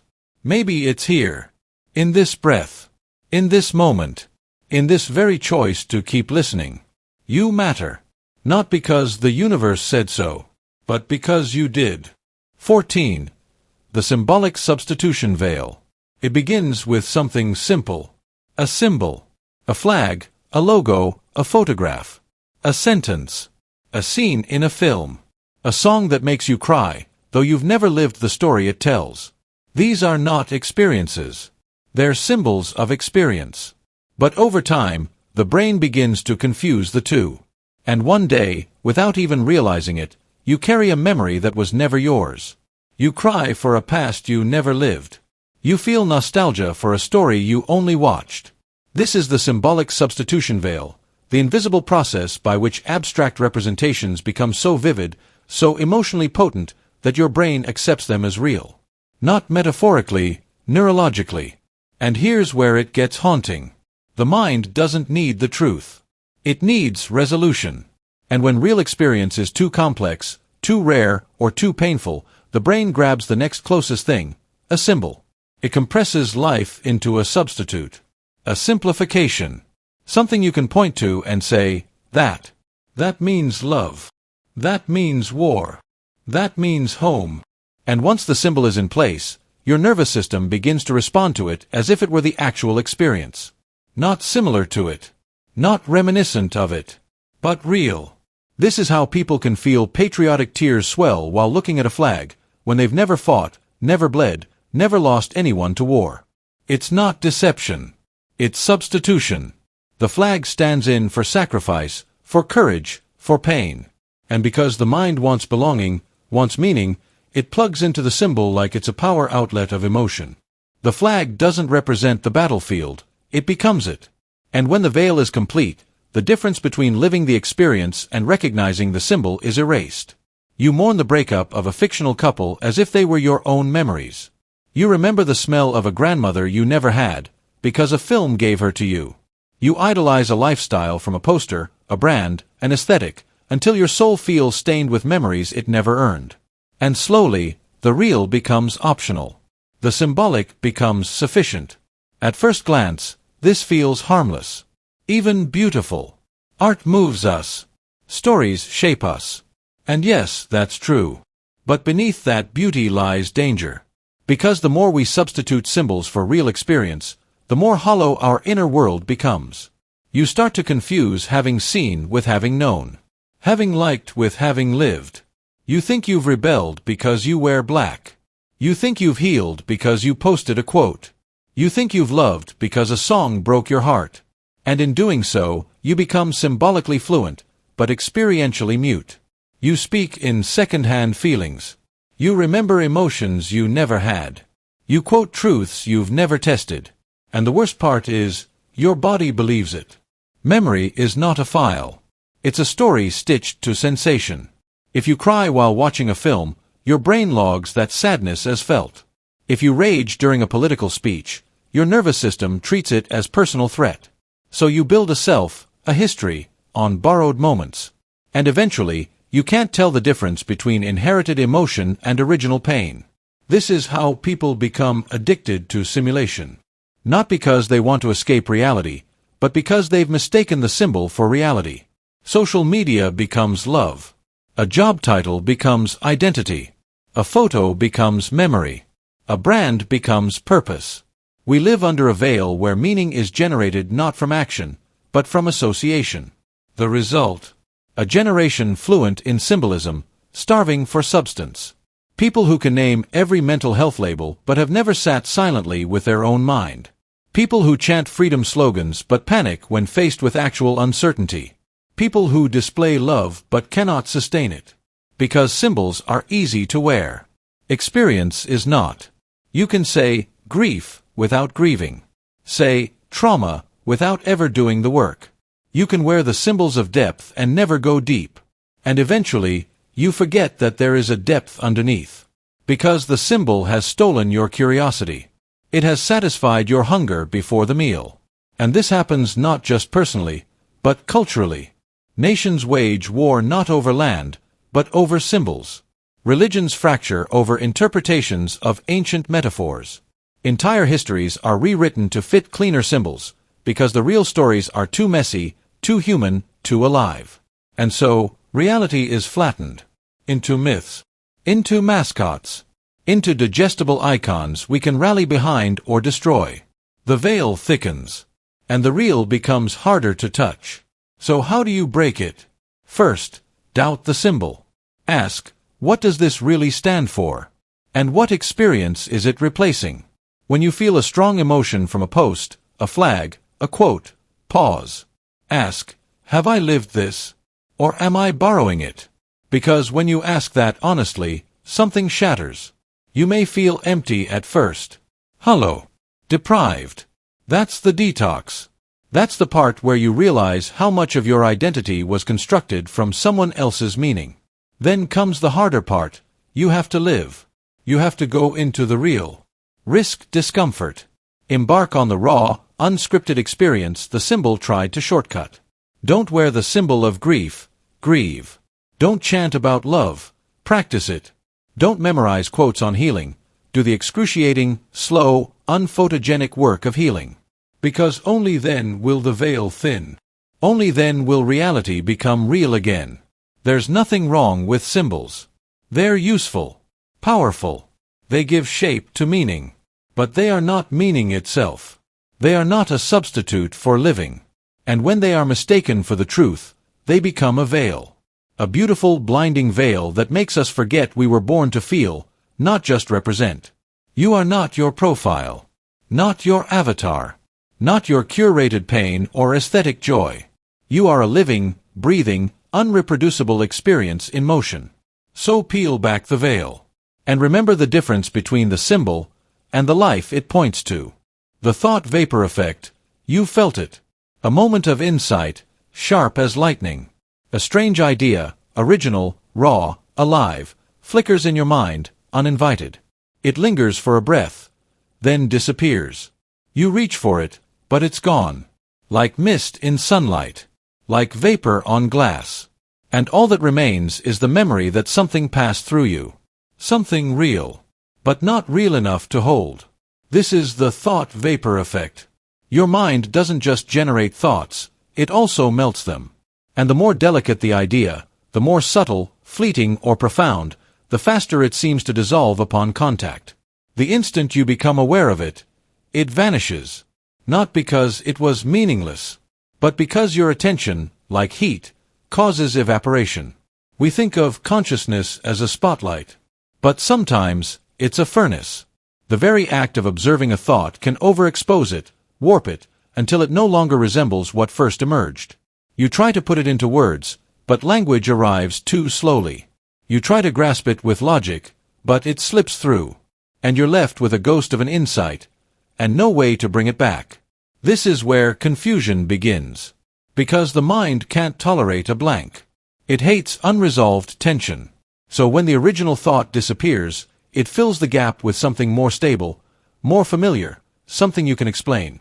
But what replaces the vapor is rarely the same as what sparked it. A fleeting image becomes a belief. A passing feeling becomes a rule. A moment of doubt gets rewritten as certainty. You confuse what merely moved through you with something that defines you. And in that subtle shift, your sense of identity mutates. How many of your convictions were born this way? Not from long contemplation, but from a flash of emotion that got retrofitted with justification? How many of your truths began as vapor, then hardened under pressure, not because they were accurate, but because they were the only pieces you could hold on to? The human mind is not a filing cabinet, it's a storm. Thoughts don't line up, they swarm. And in the chaos, we grab what we can. But we rarely grab the purest thing. We grab the thing that fits the narrative. The thought that survives the light. The one that makes sense, even if it's not true. And the thoughts that don't fit, those disappear. Not because they're weak, but because they're vapor. Too light. Too fast.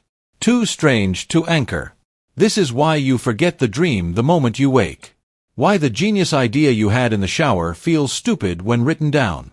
Why inspiration feels magnetic in the body, but collapses under words. Because consciousness demands translation, and the act of translating destroys the shape of what was first felt. So what do you actually believe? Strip away the fragments, the summaries, the replacements. What's left? It's hard to say. Because most people don't realize their belief systems are made of evaporated thoughts. And those beliefs, once hardened, form the filters through which they see everything else. That's the trap. A momentary flicker, mistaken for eternal truth, becomes the lens for all future thinking. And yet, even vapor has power. A thought doesn't need to last long to change you. A single flash can reroute your path. One image, one sensation, one inner whisper, brief as breath, can lodge itself deeper than logic ever could. And even if you can't explain it, you still move in its direction. You follow the heat it left behind. This is how people make life-changing decisions based on dreams, or gut feelings, or glances. Not because they're irrational, but because some truths are too fast for language, and too important to forget. But what makes the thought vapor effect dangerous is when we pretend those evaporated thoughts were full doctrines. When we build ideologies on things we never fully understood.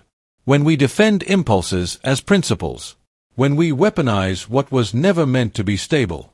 And the more we do this, the more our mind becomes a hall of distorted mirrors, each reflecting an outline of something we once felt, but no longer remember clearly. We cling to labels, mantras, identities, not because they're real, but because they don't evaporate. And in doing so, we lose touch with the softness, the mystery, the truth that cannot survive the heat of certainty. So what's the answer? Do we stop chasing thoughts? Do we let them pass without catching them? Not quite. The answer is to listen more softly, to stop demanding translation from every flicker, to let some things remain vapor, to let the thought dance and dissolve, without trapping it in a cage of meaning. Because some of your most important inner signals will never arrive in sentences. They will come in shapes, in tensions, in shadows.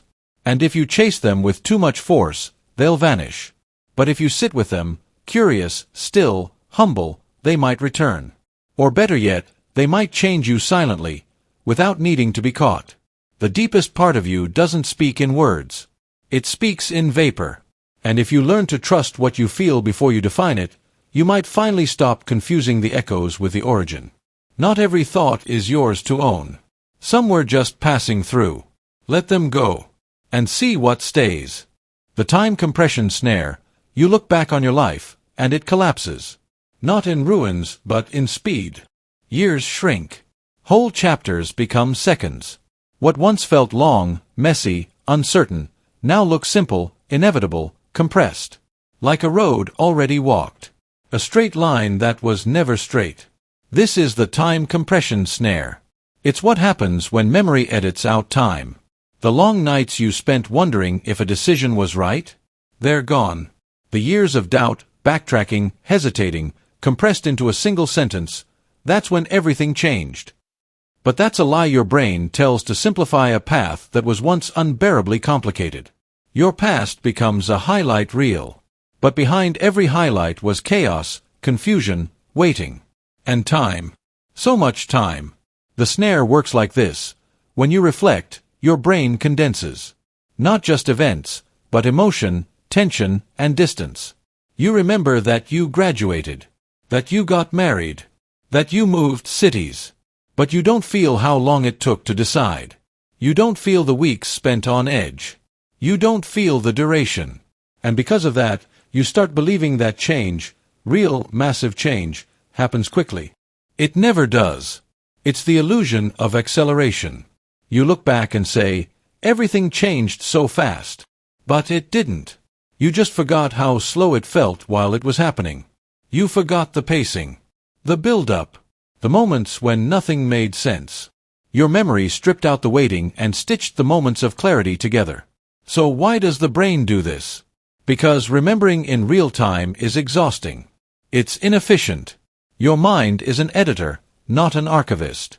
It compresses to make meaning, to give you a narrative. But in doing so, it creates distortion. The danger is subtle. Because once you believe that change is supposed to be fast, you start to lose patience with the present. You expect transformation overnight. You want clarity after one hard conversation. You want healing after a few journal entries. You want success after 6 months of effort. But you're comparing your now to a version of your past that's been fast-forwarded. You forget that progress always feels like failure until it's over. You forget that most of your life is spent not knowing, not being sure, not seeing the finish line. And then the trap tightens. Because now, when change doesn't come quickly, you think something's wrong. With you. With your choices. With your timing. But the only thing that's off is your memory's compression. You're stuck in the snare. Have you ever seen someone else's journey and thought, wow, they just took off? You're watching their timeline in hindsight. Compressed. Edited. What looks like a sudden leap was probably thousands of hours, doubts, missteps you'll never see. But your brain tells you, they did it fast, why can't you? The compression also warps regret. You say, why didn't I just leave sooner? Or, I should have made that choice earlier. But in reality, you couldn't have. You weren't ready. And the time you spent becoming ready was necessary. But the snare erases that. It tells you the change was instant, therefore your delay was weakness. And that is false. Even grief is altered by this. You lose someone. Years pass. And eventually, you remember their final moments, their voice, your last conversation. But the in-between, those long hollow weeks of absence, they vanish. And so grief, too, becomes compressed. And you begin to feel guilty for still feeling it. Because your memory says, "It's been so long."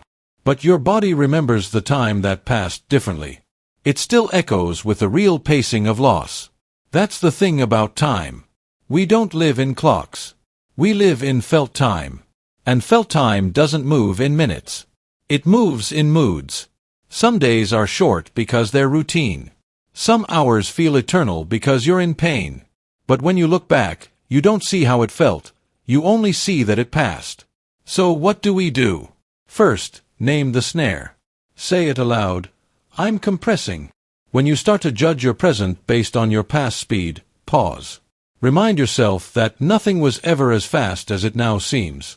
Second, honor the slowness. Give weight to your waiting. It matters. The months where you're unsure, unclear, unchanging, they are part of the change. Third, be suspicious of certainty. When you think, that was always meant to happen, realize, that's compression speaking. The inevitability of your story is only visible because you survived it. But back then, it was never guaranteed. So here's the truth. Your life is not a montage. It's not a trailer. It's not a string of big moments. It's built in the spaces between. The waiting. The doubting. The hours when you keep going with no proof that it's working. That's the real story. And one day, when you look back on this season you're in right now, it will feel fast. It will feel neat. But don't let that future illusion poison your present reality. Trust the slowness. Respect the mess. Remember that the snare is only visible in reverse. Time isn't compressed until the story is done. And you're still writing. The emotional freezing protocol. There's a moment in your past that never aged. It didn't evolve. It didn't grow old like everything else in your life. It stayed frozen, untouched by time, immune to logic. You were hurt. You were overwhelmed. And in that moment, your nervous system made a decision. This is too much. I can't process this now. So it sealed it, locked it, stored it. This is the emotional freezing protocol. Trauma doesn't just scar you, it suspends you. It takes the raw emotional energy of a moment, shame, terror, abandonment, and encases it like a fossil. The world moves on. You grow taller. You speak more fluently.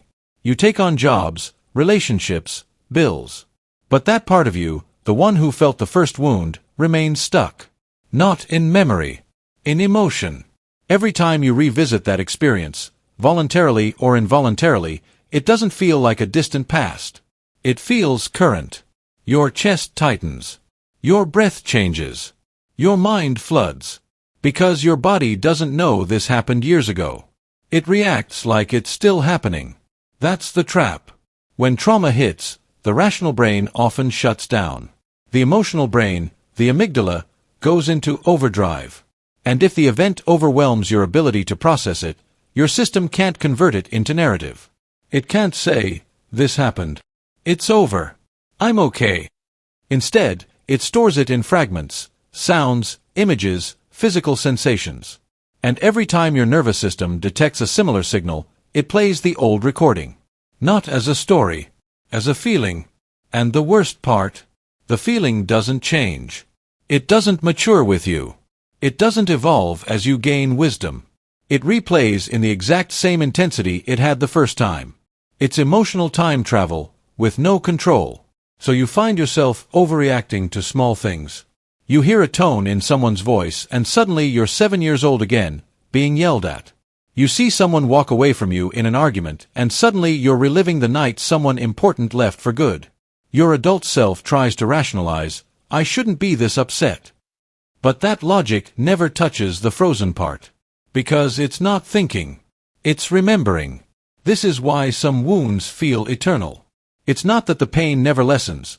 It's that the memory keeps reactivating the exact same version of the pain. Your mind updates. But your emotional body is still trapped in the original event. You may even try to reframe the story. Talk it through. understand the context. And yet, the next time the trigger hits, boom. Same flood. Same dread. Because the story isn't where the trauma lives. The trauma lives in the body. In the muscle memory. In the autonomic rituals your body rehearses to stay safe, even when there's no longer danger. This is why trauma survivors often say, "I feel like I'm stuck." Because they are. Not in their lives. In time. They're anchored to an emotional frequency that never got to move forward. And here's the devastating twist. Because the feeling is frozen, you never get to outgrow the version of you that felt it. Your internal narrative keeps pulling you back. I'm still the weak one. I'm still the abandoned one. I'm still the failure. It doesn't matter what you achieve. Your emotional identity was written by that frozen protocol. And every time it's reactivated, it reminds you, you haven't changed. You're still here. You could be 35 and still reacting like the 5-year-old who got left behind. You could be successful, surrounded by people, and still be trying to prove you're worthy because somewhere inside you, you're still locked in that first rejection. So how do you unfreeze? It starts with witnessing without reliving. Most people think healing means revisiting the trauma until it loses power. But if you revisit with the same lens, the same panic, the same helplessness, you're just strengthening the loop. What you need is a new presence. A compassionate observer.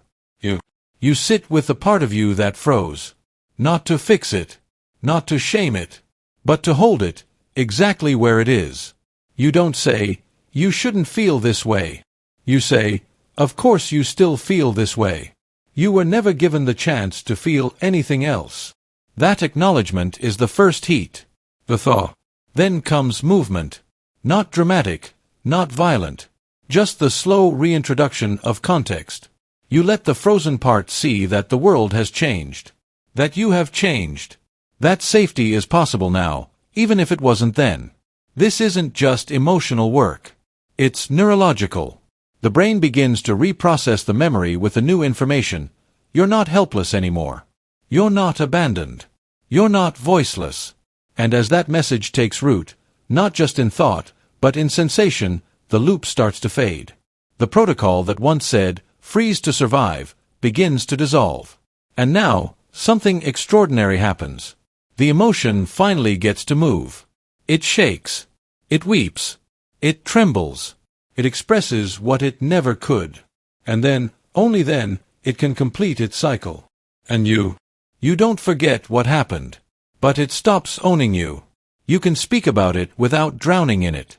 You can remember without reliving. You can feel without becoming. This is not easy. It's not linear. Sometimes the protocol reactivates. Sometimes it fools you into thinking you're healed, only to knock the wind out of you with a sudden trigger. But each time you return with new awareness, the freeze holds less power. Each time you don't abandon that frozen self, that child self, that fractured self, the loop loses its grip. Because healing isn't deleting the past. It's unfreezing the parts of you that got stuck there. It's letting the wound breathe for the first time. And remembering, you were never meant to stay in that moment. You were meant to outgrow it. And now, slowly, surely, you are. The catharsis addiction spiral. There's a strange high that comes after a breakdown. That shaky exhale. The tears drying on your face. The silence after the storm. For a moment, everything feels clean. Still, like something toxic has finally left your system. You tell yourself, that was necessary. I had to let it out. And maybe you did. But then, you start to crave that release again.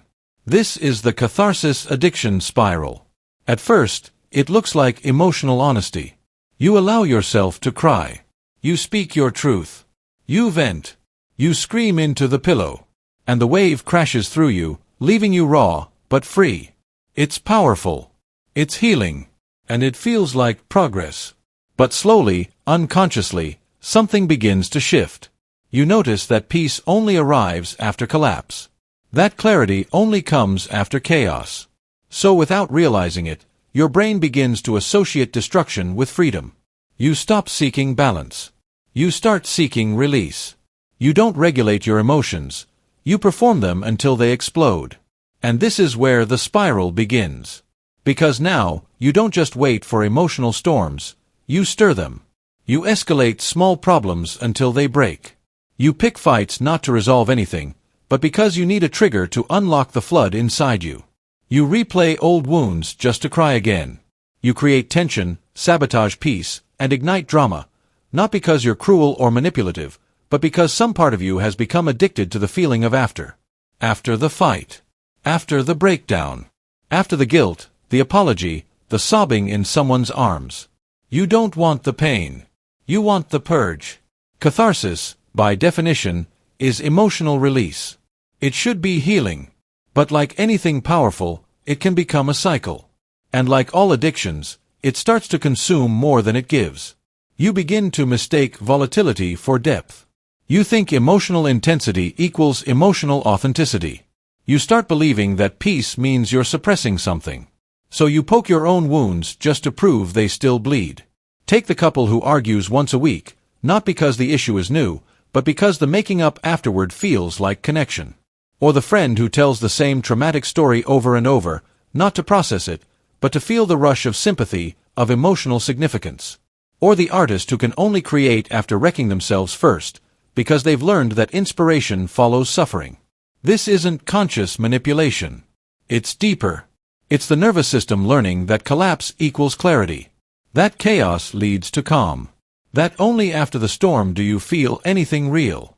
And over time, this teaches your mind a dangerous lesson. Safety is found in wreckage. So what happens next? You begin to mistrust stillness. You feel empty when things are calm. Restlessness creeps in when nothing's wrong. You start to think, maybe I'm broken. Maybe I need drama to feel alive. But no, you're not broken. You're just stuck in a loop where the reward only comes after emotional pain. The catharsis addiction spiral is self-reinforcing. The more you crash, the more relief you feel. The more relief you feel, the more your brain says, do that again. Until one day, you can't tell whether you're actually hurt, or just performing the rituals of release because it's all you know. So how do you break the spiral? By learning to feel without falling apart. By letting emotion rise and pass, without needing it to explode. By finding relief in the presence of emotion, not just in its aftermath. It starts with discomfort. You'll feel the urge to escalate, to push things over the edge, to unlock the rush. But if you can sit in the tension, if you can breathe through the unease, you begin to retrain the system. You show your body that emotion doesn't have to end in collapse to be valid. You start finding catharsis in quiet places. In a walk after a long day. In a journal entry that doesn't bleed. In the act of staying when everything in you wants to flee or explode. You begin to release in layers, not in wreckage. And eventually, something changes. Peace stops feeling like emptiness. Stillness stops feeling like suppression. And calm stops being the enemy of authenticity. Because the deepest healing doesn't come from falling apart. It comes from staying whole when every old part of you begs to fracture. So if you've been chasing catharsis like it's a drug, just know you're not weak. You are doing what worked. But you don't have to keep burning yourself to feel clean. Relief doesn't have to follow pain. Sometimes it can just be, now. The narrative void filling. You think memory is a recording. A precise archive. A place you can revisit, rewind, rewatch. But memory is not a library. It's a story. And like all stories, it has holes, gaps, missing pages, moments too blurry, too traumatic, or too minor to encode. So what does the brain do? It fills the gaps. With logic. With guesswork. With fiction so plausible, so seamlessly woven into the emotional fabric, that you swear it happened. This is the narrative void filling, the silent force that takes memory's silence and answers it with invention. You don't notice it happen. There's no warning. No flicker of doubt. Just a smooth, confident recall of something that never occurred. A conversation you insist happened. A childhood detail you're certain is true. A belief about your past that you defend with passion. But when the evidence is gone, when others remember it differently, or not at all, you feel the jolt. Not because you lied, but because you genuinely remember. And that's what makes this phenomenon so haunting. The lie is not in your intention. It's in your architecture.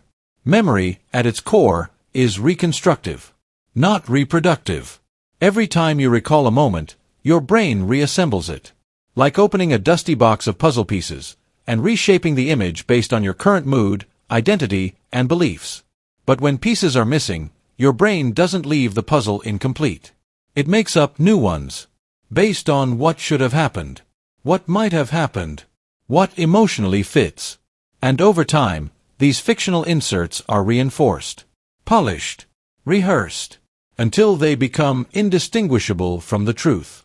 Take eyewitness testimony, considered unreliable for a reason. Two people watch the same event. Later, their stories diverge.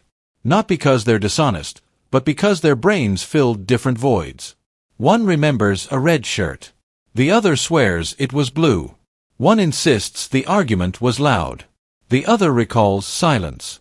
These aren't lies. They're narrative reconstructions, each tailored to emotional interpretation, not objective fact. And now imagine this happening to your own life. You recall being the victim in a childhood event, but perhaps you were also the cause. You remember someone abandoning you, but perhaps they reached out, and you forgot. You recall a feeling of deep joy at a moment you now idealize, but maybe that joy never existed. Maybe you wanted it to exist, so your brain folded it in, smoothed the gap, sealed the crack, because to leave the space empty would be intolerable. This is why two siblings raised in the same house can have wildly different recollections of their childhood. One remembers warmth. The other remembers cold. Both are telling the truth. Both are also editing. Both are reconstructing. Because memory is not what happened, it's what we tell ourselves happened. It's not a file pulled from a drawer. It's a story rehearsed inside your identity. And when trauma enters the picture, the voids grow wider. Traumatic memories are often incomplete. The brain, in its panic, fails to encode linear detail. So what's left behind is a mosaic of emotion without sequence. Fear without clarity. So the brain compensates, filling in with guesses, borrowed imagery, even things you've seen in films or heard from others. And then, those guesses get replayed, rehearsed, until you forget they were ever guesses. You call them memory, but they're narrative glue. This isn't failure. It's function. The brain hates ambiguity. A missing piece in the story feels like danger. A mystery in your own past feels like instability. So your mind reaches for certainty. And if truth isn't available, plausibility will do. Even dreams get confused with memories. Ever woken up and sworn something happened, only to realize days later it was a dream? That's not rare. That's narrative void filling. Your brain took the surreal, the half-formed, and integrated it into your real timeline. Why? Because it needed closure. Because the subconscious doesn't always tag its content clearly. Because emotion, raw and convincing, overrides fact. And in relationships, this becomes even more dangerous. You start to build stories around people. You remember what they said, wrongly. You recall how they made you feel, but miss the context. You forget what they apologized for, but remember what you wanted them to mean. And over time, you hold them accountable not for who they were, but for the version your memory assembled. You fight over ghosts. You mourn what never happened. You praise what was never real. So what do? If you can't trust your own mind, how do you move forward? You don't abandon memory. You hold it gently. You practice doubt, not to erase the past, but to soften your grip on certainty. You allow space for gaps. You learn to say, this is how I remember it, but I know memory is a storyteller, not a reporter. You listen when others recall it differently, not as contradiction, but as complementary truths, two versions of the same shattered mirror. And most importantly, you become aware of the stories you're living now.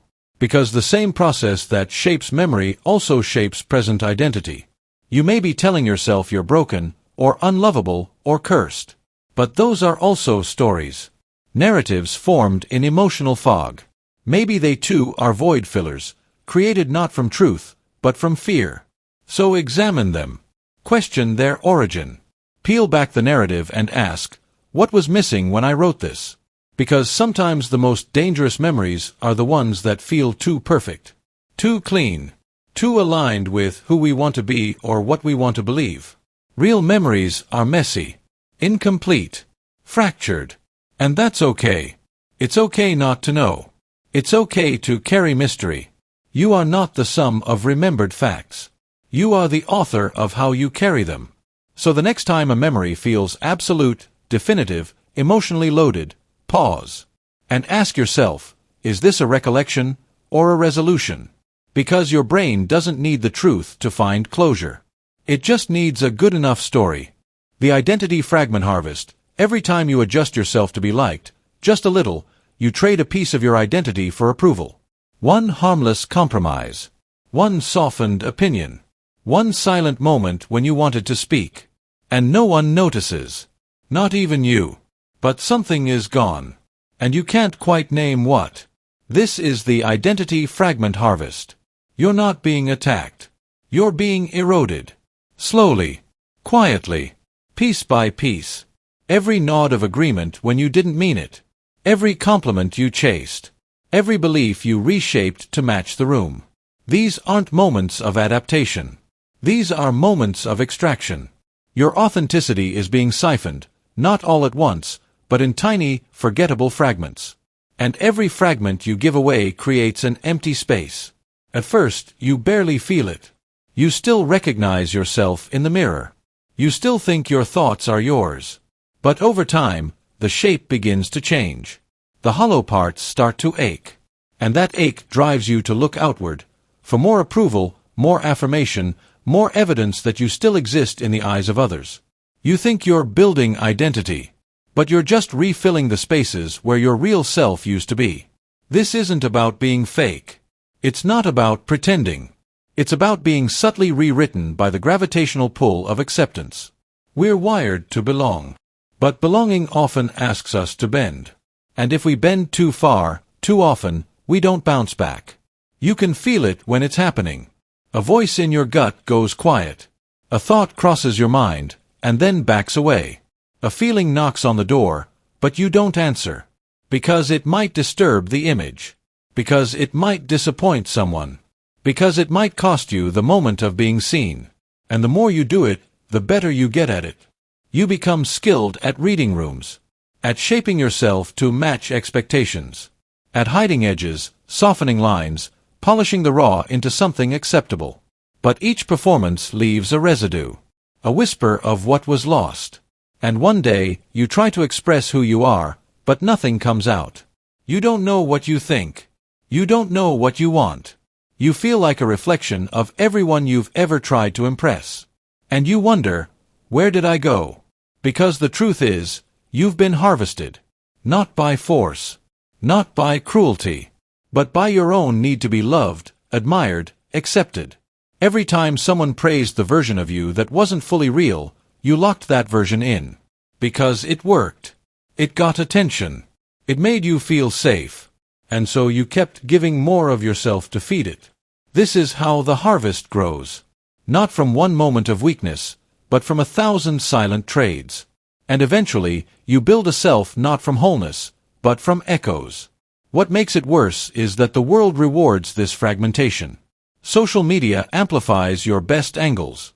Work culture rewards your agreeable mask. Friendships feel smoother when you don't push back. And slowly, you begin to believe that your worth depends on your performance. That your value is measured in reactions. That your identity is only as strong as the applause around it. But inside, something starts to rot. Because the soul knows when it's being edited. It knows when truth is being trimmed for approval. It knows when the fragments are being stolen. And it grieves, quietly, constantly, in ways you can't explain. You become restless, anxious, desperate for connection that feels real. But you can't find it, because no one knows the real you. You never gave them the chance. You fed them a polished version, and they fell in love with the mask. So now, even in love, you feel alone. That is the cost of the harvest.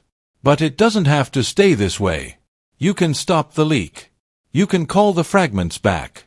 It starts with silence, with space, with sitting in moments when no one is watching, and asking, "What do I believe when I'm not performing?" It starts with letting yourself be disliked. Just a little. With holding your shape, even when it costs you warmth. With honoring the edge, the tension, the truth that makes others uncomfortable, but makes you feel whole again. You don't reclaim your identity all at once. You reclaim it piece by piece. One boundary at a time. One honest word at a time. One refusal to bend when bending would mean betrayal. And in time, the hollow places begin to refill, not with others' approval, but with your own presence. Your own clarity. Your own gravity. You were never meant to be harvested. You were meant to be rooted. So stop offering pieces of yourself for a temporary glow. Let the fragments return. Let the real you take up space again, even if it's awkward. Even if it's slow. Even if no one claps. Because the wholeness that comes from being fully yourself is worth more than all the applause in the world. The familiarity curse. You hear something once, and it's just information. You hear it twice, and it starts to register. But the third, the fourth, the 10th time, it begins to feel true. Not because it's been proven. Not because you understand it. But simply because it's familiar. This is the familiarity curse, a trick your brain plays, where repetition mimics truth. Your mind is wired for efficiency. It doesn't have the bandwidth to investigate every claim, every idea, every passing thought. So it develops shortcuts. One of the most powerful is this: if I've heard it before, it must be valid. That's why slogans work. Why mantras embed. Why misinformation thrives. Not because it's rational, but because it's repeated. You start to believe not because something makes sense, but because your brain likes patterns. And once a pattern is familiar, it feels safe. Once it feels safe, it feels wise. And now you're not thinking anymore. You're echoing. We mistake recognition for understanding. You hear a phrase like, "Money doesn't buy happiness," or "Everything happens for a reason," or "This is just how things are." And because they're repeated so often, they harden into truth. But you don't examine them. You just recognize them. And recognition wears the mask of wisdom. But that's the curse. Familiarity becomes a stand-in for proof. Consensus becomes the substitute for evidence. And suddenly, your worldview is shaped not by truth, but by frequency. This is how false beliefs survive for centuries. People once believed the earth was flat, not because they measured it, but because it felt true. Everyone said it. It was in stories, drawings, conversations. And the more they heard it, the more natural it seemed. Familiarity bred confidence. And confidence replaced curiosity. In your own life, it shows up quietly. You tell yourself, "I'm not good enough." You've said it so many times it feels true. But that doesn't make it accurate. It just means you've rehearsed the lie long enough for your brain to stop questioning it. Or maybe someone told you, people can't change. And you've heard it in movies, in arguments, in offhand remarks. So you accept it. Not because you've explored it, but because it echoes. And that's where the danger is. Echoes. The more an idea is echoed around you, the more legitimate it feels. And so the world becomes a mirror chamber. You hear your own assumptions reflected back. Your opinions reinforced. Not challenged. And eventually, you're not seeking truth. You're just finding louder echoes. This is why social media traps you. Algorithms don't show you what's true. They show you what's familiar. What aligns with your previous clicks. Your past likes. And the more you see something, the more it embeds. Even if it's false. Even if it's harmful. Your brain doesn't ask, "Is this accurate?" It asks, "Have I seen this before?" And if the answer is yes, it lets it in. This is the curse. You're hypnotized by repetition. And you don't even know it's happening. But there's something even more dangerous. Familiarity doesn't just affect your beliefs. It affects your relationships. Your comfort with a person can trick you into trusting them. Not because they've earned it, but because they're present. Close. Repeated. The brain says, "I see them often, therefore they're safe." But frequency is not character. And presence is not proof. This is why people stay in toxic dynamics. Not because they're unaware, but because the cycle is familiar. And the mind mistakes familiarity for security. So how do you escape the curse? You start by asking one question. Is this true, or just familiar? When an idea feels instantly right, pause. Examine its origin. Has it been repeated, echoed, framed as common knowledge? If so, challenge it. Truth doesn't need repetition to survive. But lies do. And remember, consensus is not evidence. Just because everyone believes something doesn't make it real. Popularity is not proof. Truth has never needed to trend. Second, audit your inner dialogue. What thoughts do you keep telling yourself that you've never tested? What beliefs have you absorbed because they were said often, not because you verified them? Third, seek friction. Not conflict, but contrast. Read opinions you disagree with. Listen to voices outside your echo chamber. Let your thoughts be rubbed raw. That's how you know they're real, not just inherited. You are not obligated to keep believing what's been said 1,000 times. Especially if it's never been understood. The familiarity curse is subtle. It feels harmless, comfortable, even. But it rewires your mind to prefer what's known over what's right. And the more you let it lead, the less you think. The less you think, the more you follow. And the more you follow, the more you lose the ability to distinguish truth from noise. So next time something feels true, ask, is it? Or is it just the curse, whispering in a voice you've heard too many times to question? The comfort repetition loop, there's a voice you hear, not always outside, sometimes just inside your own head, that says everything will be okay. Even when it's not. It says you're fine. That you're loved. That nothing is wrong. And maybe it's lying. Maybe everything is wrong. Maybe you're hurting. Maybe you're stuck. But the voice is calm, steady, familiar. And so you listen. Again. And again. And again. Until the words no longer matter. Because it's not the truth you crave. It's the sound of comfort.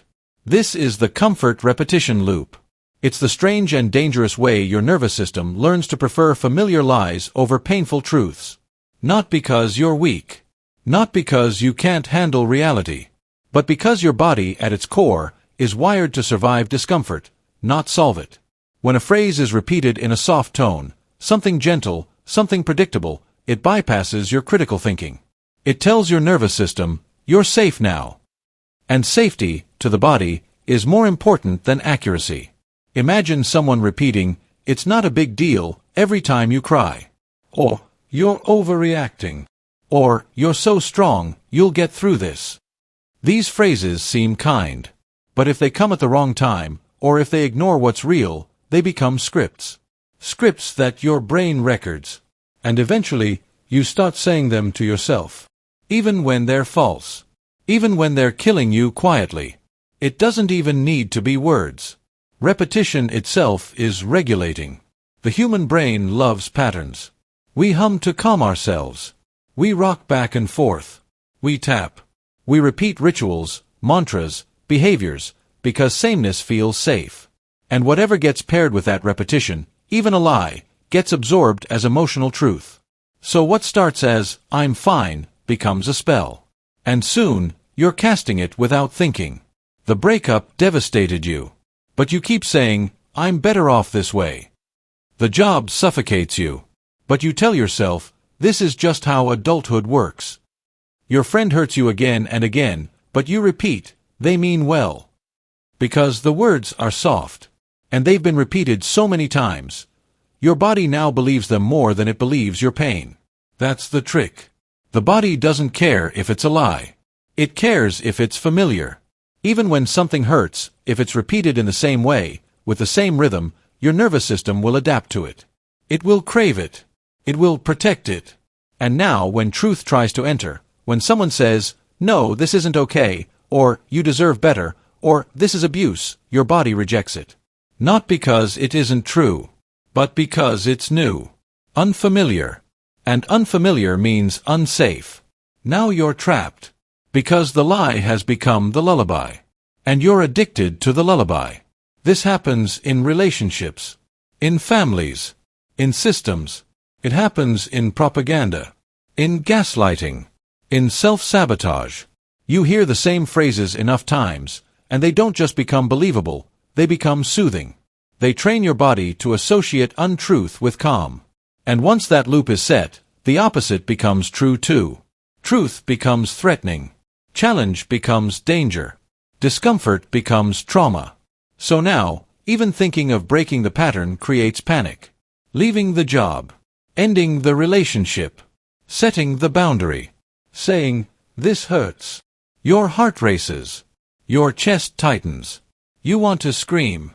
Not because the truth is bad, but because it's not what you've been told again and again. You've been trained to equate peace with obedience. And rebellion, even rebellion in thought, feels like betrayal. This is how people stay in toxic loops. This is how we become loyal to lies. It's not logic. It's neurology. And it's powerful. But here's the part no one tells you. You can retrain it. Because if repetition created the lie, repetition can also dismantle it. It starts with one brave act, noticing. You catch the phrase mid-loop. You pause. You ask, is this actually true, or is it just familiar? That one question shakes the ground. Then, gently, you begin introducing new patterns. New phrases. New voices. You tell yourself, out loud if you must, it's okay to not be okay. Being uncomfortable doesn't mean I'm unsafe. Truth can be painful, and still healing. And you repeat those phrases. Slowly. Softly. Over and over. Your body resists at first. Of course it does. That's part of the unlearning. But keep going. Eventually, your nervous system will learn a new language. It will learn that peace doesn't have to come from denial. That truth, when spoken with compassion, can be even more regulating than the lie. That calm is not the same as comfort. That safety is not the same as silence. And that the voice in your head doesn't always know best. Especially if it's just echoing what someone else planted there. So be careful what you repeat. And even more careful what soothes you. Because comfort isn't always healing. Sometimes, it's how the loop stays alive. But you can break it. By daring to replace the lullaby with the truth. Softly. Repeatedly. Until your body stops craving the lie. And starts trusting you instead. The expectation imprint echo. It starts with a whisper. A passing comment. A raised eyebrow. A suggestion wrapped in casual words. You barely notice it. It doesn't seem important. But days, months, years later, you find yourself acting differently. Thinking differently. Feeling differently. And you don't know why. This is the expectation imprint echo. A single expectation, planted like a seed, can grow roots so deep inside your mind that you mistake it for your own belief. But it isn't. It's an echo. A ghost of someone else's voice, bouncing through the chambers of your thoughts, shaping everything you see, hear, and feel. Maybe someone once told you, you're too sensitive. So now, every time you feel deeply, you flinch. You question yourself. You mute your emotions before they fully rise, not because you truly believe you're wrong, but because the imprint of that judgment is still echoing inside you. Or maybe, as a child, someone casually said, you're the smart one. Praise, right? But now, you can't ask for help. You can't admit confusion. You can't explore without pressure. Because every moment you're not certain feels like a betrayal of the image they built for you.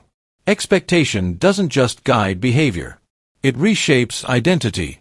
Over time, it becomes the lens you view yourself through. And the cruel irony is, the longer it lingers, the more invisible it becomes. You don't remember who said it. You don't recall where it started. But you feel it every time you hesitate, perform, or judge yourself. It lives in your choices.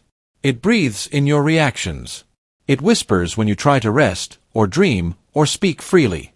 And the most dangerous part, it feels like you. You think the doubt is your own voice. You think the fear is your own truth. But what if it's not? What if it's just the echo of someone else's belief, long since gone, but still moving your strings? Take the student who always raises their hand, not out of curiosity, but because they were once praised for being the leader. Or the woman who apologizes for her success because someone once suggested she was too ambitious. Or the man who never cries because a father once said, "Be strong." These aren't decisions. They're reactions. Not conscious. Not chosen. They are imprints. And those imprints shape how we see the world, even when we've forgotten the moment they were made. You hear a tone in someone's voice, and you assume they're annoyed. You receive feedback, and you assume you failed. You walk into a room, and you assume you're being judged. But often, it's not reality you're responding to, it's an expectation laid down long ago. And that expectation is now coloring your interpretations like a permanent filter. This is the echo loop. Not just reacting, but reacting to a memory of a reaction. It's like touching a scar and feeling pain, not because it's still open, but because the body remembers where it once bled. So how do you break it? Not by erasing the past. You can't. Not by silencing every voice. They're already part of the architecture. But by becoming aware. By noticing. By asking the question, is this thought truly mine? Or is it an echo I've mistaken for truth? And then, pause. Don't fight it. Don't obey it. Just witness it. That pause, that awareness, is how the imprint loses power. You begin to rewrite yourself. You begin to feel anger, and instead of repressing it, you ask why it scares you. You begin to want something, and instead of dismissing it, you ask who told you it was selfish. You begin to fail at something, and instead of spiraling, you wonder, who taught me that mistakes define worth? With each moment of awareness, the echo fades. Not immediately. Not completely. But enough. Enough to breathe differently. Enough to think for yourself. Enough to create a space where your thoughts are no longer scripted responses, but living expressions. Because underneath the echoes, you are there. Not as a fixed self. Not as a perfect identity. But as a consciousness still capable of choosing, even after the world has tried to choose for you. And in that choosing, you become louder than the echo. You become the original sound. The Nocturnal Self-Reprogramming. It's always around 2 a.m. The world quiets. The distractions die down. The phone is finally still. You're lying in bed, staring at the ceiling, and a strange kind of vulnerability begins to bloom in the silence. Not weakness. Not exhaustion. Something subtler. Your mind, once sharp and guarded, now feels open, porous, even. And in this fragile state, whispers creep in. Thoughts that, during the day, would bounce right off your conscious shield, now slip through. A phrase, a memory, a fear. Or worse, an idea. You don't even question it. You just absorb. And by the time the sun rises, that small whisper has calcified into belief. This is the nocturnal self-reprogramming, the quiet phenomenon where the walls of your mind soften, and whatever enters the room of thought at night becomes the architecture of your morning self. Your brain isn't malfunctioning. It's shifting modes. During the day, you operate in defense and distraction, logic first, protection active. But at night, the limbic system, the emotional core, steps forward. The prefrontal cortex, the voice of reason, starts to rest. And into that silence, suggestion becomes power. Your mind becomes the perfect soil for implantation. Not from someone else, but from yourself. You think, I'm not good enough. And at 2 a.m., that isn't just a passing thought. It sinks. It settles. It becomes encoded, not as opinion, but as identity. Or you replay a conversation from earlier. You say to yourself, they must hate me. And because your defenses are asleep, that sentence doesn't get challenged. It gets stored, as if it's fact. You wake up carrying shame you didn't go to bed with. Guilt you never earned. Doubt you didn't consciously choose. This isn't rare. It's universal. The midnight mind is vulnerable, not just to fear, but to fantasy. You imagine futures, some beautiful, some terrifying. You entertain ideas about who you could be, or who you already are. And without filters, they feel true. If you say, I'm a failure enough times at night, the mind doesn't rebut. It records. And over time, these nocturnal inputs become your daylight instincts. You respond to the world not as who you are, but as who you became at 2 a.m. in the dark. But it's not all negative. This window of vulnerability can be sacred, if used intentionally. Because when the walls drop, rewiring is possible. You're open not just to self-harm, but to self-creation. If you whisper truths with care, I'm healing, I'm growing, I am enough, your subconscious listens. The brain doesn't judge sincerity. It accepts repetition. That's why affirmations don't work during chaos, but they do in the stillness of night. Because at night, you're not arguing. You're absorbing. There's ancient wisdom in this. Monks, mystics, and sages have long understood the power of nighttime suggestion. Prayers before bed. Meditative reflection. Incantations. These weren't just rituals. They were psychological software updates, installed at the hour when the conscious ego sleeps and the inner mind awakens. But in the modern world, we've replaced these with doom scrolling, internal criticism, and replaying regrets. We give our most reprogrammable state to noise. And then we wonder why we wake up feeling hollow. Have you ever noticed how a single thought at night can shape your entire next day? You spiral into fear and wake up anxious. Or you imagine success and wake up determined. That's not coincidence. That's neuroplasticity in motion. Your brain learns during rest. And the last inputs before sleep are disproportionately powerful. That means the person you'll become tomorrow begins with what you whispered to yourself in the dark tonight. This explains something else, too. Why loneliness at night feels existential. Why heartbreak echoes louder after midnight. Why shame resurfaces when you turn off the lights.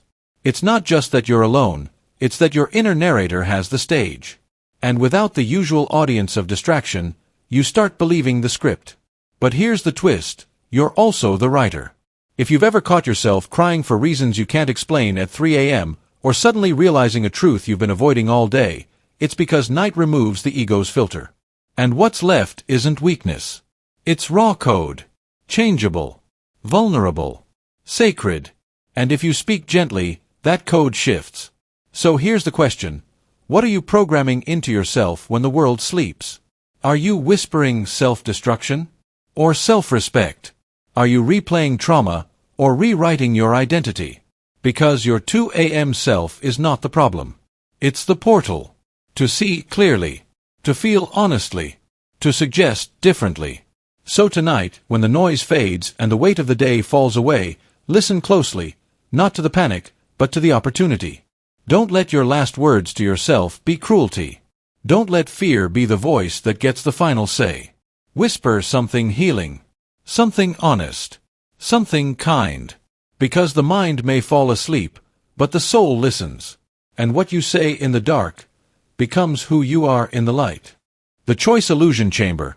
You stand at the center of what feels like infinite possibility. So many doors. So many paths. So many identities you could wear, choices you could make, lives you could live. And it feels like freedom. It looks like autonomy. You've been told your life is yours to shape. But underneath that shimmering promise is a silent architecture. A structure that was never built by you. One that leads you, not everywhere, but somewhere very specific. This is the choice illusion chamber. You believe you're making a choice. But in truth, the decision was designed before you ever arrived. Shaped by memory. Scarred by trauma. Biased by emotion. Colored by everything you've seen, heard, feared, and been praised for. The chamber is invisible. But it's real. And every time you try to wander off course, it nudges you back into the tunnel. Not through force, but through familiarity. The trap doesn't look like a cage. It looks like comfort. You pick what feels right, never asking why it feels that way. You follow desire, without questioning who taught you to want that. You avoid discomfort, without realizing that the shape of discomfort was planted in you years ago, before you had the words to resist it. The chamber is carved from your earliest lessons. The ones you never consented to learn. What makes you feel worthy? What makes you feel afraid?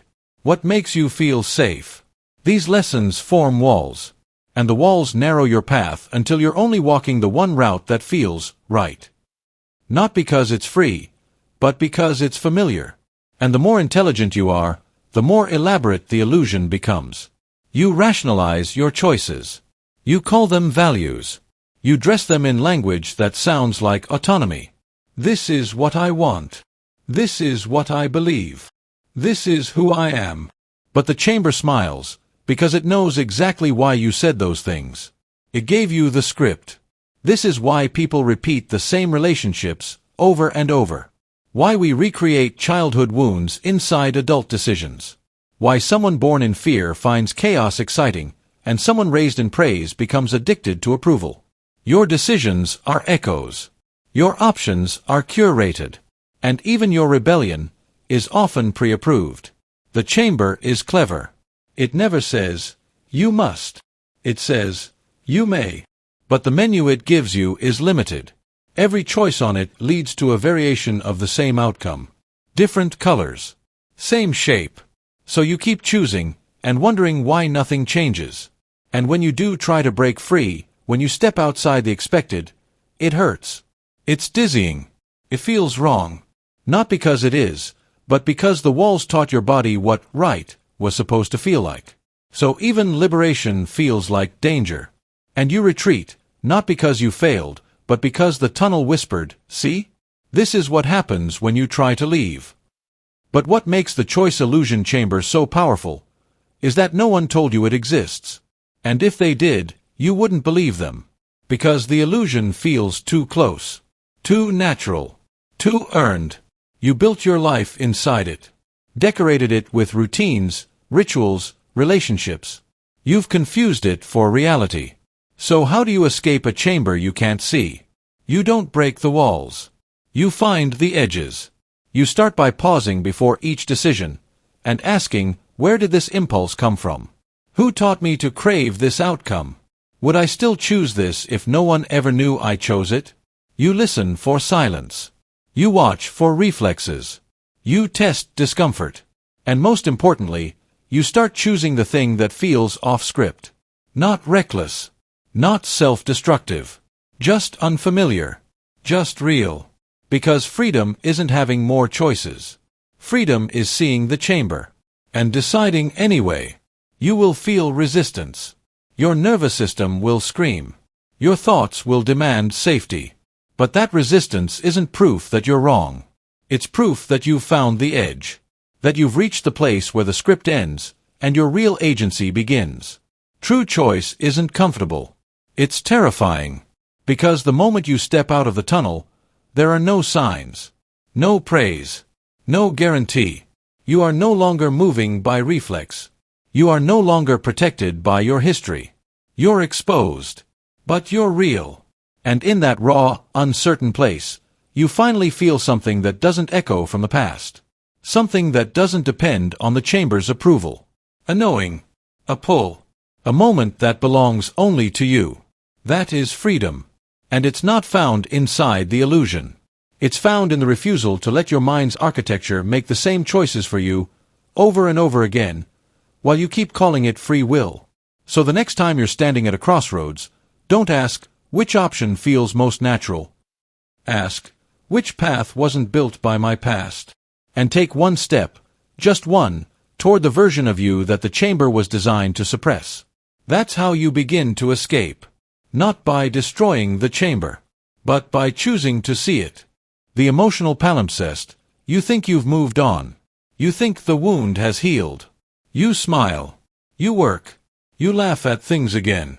But then, out of nowhere, a scent, a word, a pause in a conversation, and it rises. A sudden ache. A quiet grief. A flicker of anger. It doesn't make sense. It feels like it came from nowhere. But it didn't. It came from underneath. Because your emotions, no matter how old, never fully leave. They don't vanish. They just fade beneath the surface. Covered by new moments. New faces. New distractions. But still there. Still waiting.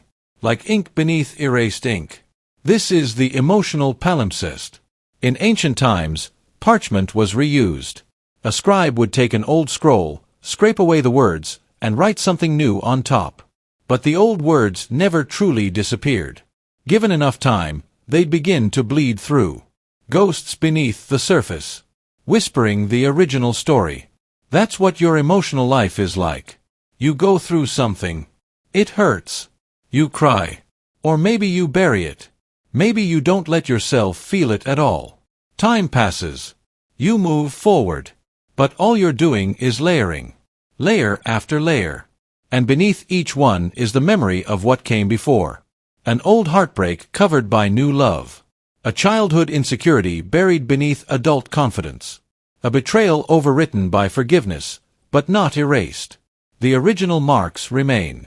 And when something scratches the surface, even lightly, that old ink seeps through. It's why you might overreact to something small. A friend cancels plans, and you feel abandoned, not because of the cancellation, but because it touched an older wound. It's not about now. It's about then. But your mind doesn't always tell you that. It just floods you with feeling. And you're left confused, overwhelmed, wondering why something so minor cut so deep. Because it wasn't the scratch. It was the scar it reopened. The Emotional Palimpsest explains what logic can't. Why you suddenly cry at a song you've heard 100 times. Why a certain street makes your stomach twist. Why a particular sentence, said in just the wrong tone, ruins your whole day. You're not fragile. You're layered. And some of those layers hold pain that was never fully voiced. Emotions that weren't safe to express at the time. So your brain filed them away. Not to forget, but to protect. But protection isn't deletion. It's delay. And the past, when delayed long enough, becomes the present in disguise. This doesn't just apply to sadness. Joy does it too. There are moments where you feel unexpectedly uplifted. A nostalgic joy. A lightness you haven't felt in years. And it surprises you. Why now? Why here? Because the joy is old. A memory reactivated. A piece of childhood bubbling up. A smile worn by someone who once meant something. A laugh that sounded like someone long gone. And suddenly, you're transported, not in thought, but in feeling. The past, again, bleeding through. You live on layers. And the deeper ones never leave. But society tells you to get over it. Move on. Let it go. As if emotions are trash. As if healing means erasure. But you're not a whiteboard. You're parchment. And healing doesn't mean writing over pain.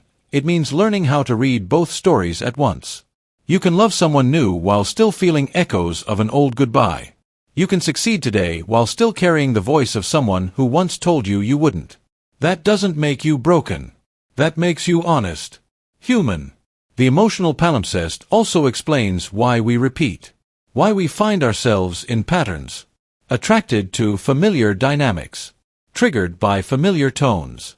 Because deep inside, there's an unfinished script. And your emotional system keeps trying to resolve it. But if you don't know it's still there, you'll keep reacting to ghosts. So how do you deal with it? First, stop trying to erase. The past is not a mistake to delete. It's a layer to understand. When emotion rises, ask, what is this really about? What older ink is bleeding through? Second, practice stillness. Most of your emotional resurfacing happens when you finally slow down. When you're quiet enough to feel what was buried. Don't run from that moment. Let it teach you. Third, speak the original story. The one underneath. Name the sadness. Revisit the silence. Complete the sentence that was never allowed to finish. Because until it's voiced, it stays alive, beneath every new word you write. And fourth, accept the bleed-through. You are not meant to be clean. You are not meant to be linear. You are a palimpsest. Every chapter leaves traces. And every trace can rise again, not to haunt, but to remind. To ask for integration. For honesty. For compassion. So the next time you feel an emotion that doesn't make sense, pause. Look beneath. Feel what's under the surface ink. The story isn't gone. It's just been waiting. The recursive doubt engine. You have a thought. Then you question it. Then you question the question. And just when you think you've broken free, another doubt slithers in. What if even this doubt is wrong? What started as curiosity has become a vortex. What began as reason is now recursive. This is the recursive doubt engine, a mental machine with no off switch, where every attempt to find certainty only generates more uncertainty, where every answer births a new question, and every step forward spins you right back to where you began, but now with more doubt, more complexity, more confusion. It feels intelligent at first, noble, even, to question things, to not accept blindly. You think you're being careful, critical, rational, but what you're really doing is feeding the loop. Because the moment doubt becomes self-aware, it stops seeking truth and starts defending its own existence. Let's say you doubt your memories. You start asking, did it really happen that way? Fair question. But then comes the second wave. Am I just making up doubts to protect myself from reality? Now the doubt itself is suspect. So you try to examine that. And now you're doubting your examination. And now you're doubting your ability to even know what doubt is. Each layer collapses into the next. Like mirrors facing mirrors. You don't reach clarity. You reach recursion. And recursion isn't resolution. It's perpetuation. The worst part, you can't see it happening at first. Because each doubt feels logical. Each question feels necessary. But what you don't notice is that you're no longer trying to find an answer. You're trying to survive the discomfort of not having one. And that need becomes its own belief system. A belief system built on never believing anything fully. You say, I don't trust my feelings. Then later, I don't trust my distrust of feelings. Then, maybe I'm tricking myself into thinking I don't trust, to avoid responsibility. And suddenly your entire sense of self is caught in a hall of warped reflections. You can't touch the real anymore. Because everything collapses into its own critique. This is what philosophers call infinite regress. The failure to find a foundation. The attempt to ground belief, only to have each foundation crumble beneath the weight of the next question. It doesn't just apply to philosophy. It happens in relationships. You ask, do they love me? Then, do I only think they love me because I want them to? Then, am I sabotaging the relationship by doubting it? And soon, you're not even in the relationship anymore. You're in a private courtroom, arguing with your own paranoia. It happens in identity. You say, this is who I am. Then, what if that's just conditioning? Then, what if this doubt is just fear of change? And now, you no longer live in your body. You live in your logic. And logic never ends. Because logic doesn't feel. And that's the loophole. Doubt pretends it's about truth. But it's often about disconnection. From intuition. From trust. From rest. You keep spinning because stopping would mean surrender. And surrender requires faith. And faith, to the doubting mind, feels like failure. So you stay in motion. You keep analyzing. You mistake complexity for depth. You believe that the more you question, the closer you'll get to understanding. But that's not what happens. What happens is, you erode your ability to know. Not just intellectually, emotionally. Because constant doubt creates detachment. From joy. From presence. From people. You start to mistrust the things that give your life meaning. Not because they failed, but because your mind refuses to hold anything without shaking it apart. And soon, the engine takes over. Doubt no longer needs a reason. It becomes the default. You hear a compliment, and immediately doubt the motive. You feel peace, and wonder what you're ignoring. You start to heal, and whisper, what if this isn't real? You become addicted to discomfort. Because it's the only thing that feels intellectually honest. And now, safety feels suspicious. Clarity feels naive. Stillness feels like a trap. This is the recursive doubt engine. It runs on brilliance, fueled by fear, maintained by the illusion that questioning everything makes you safer. But what it really does is make you disappear. So how do you escape? First, you don't fight doubt with certainty. That just restarts the loop. You meet doubt with curiosity without consumption. You allow the question, but don't chase it to infinity. You say, maybe I'll never know. Maybe that's okay. You remind yourself that some things can be lived without being proven. You learn to feel again. To let joy exist without dissecting it. To let love breathe without verifying its source code. To trust, not because it's flawless, but because your nervous system needs somewhere to rest. And slowly, you retrain the mind. To see questions as doorways, not prisons. To let the engine idle. To let silence answer sometimes. To not confuse obsession with insight. Because wisdom is not infinite recursion. It's knowing when to stop. To look up from the spiral. And to realize you were never meant to solve yourself like a puzzle. You were meant to live as a mystery. Not answered, but embraced. The memory taxidermy. You hold everything close. The laughter that echoed in a summer field. The touch of someone's hand at night. The feeling of hope when a dream first ignited. You want to preserve them. To safeguard them against time's erosion. So you capture them in words, images, playlists, souvenirs. You replay them obsessively. You honor them ceremoniously. You treat them like treasures. But here's the paradox. By preserving them so perfectly, you kill them. This is the memory taxidermy. Taxidermy is the art of preserving, of freezing a creature in time. It looks lifelike. It hangs on the wall. But it's dead. The warmth is gone. The breathing has stopped. It is an image, not an experience. And that's what happens when you preserve a moment too avidly. You convert living, breathing experience into a static relic.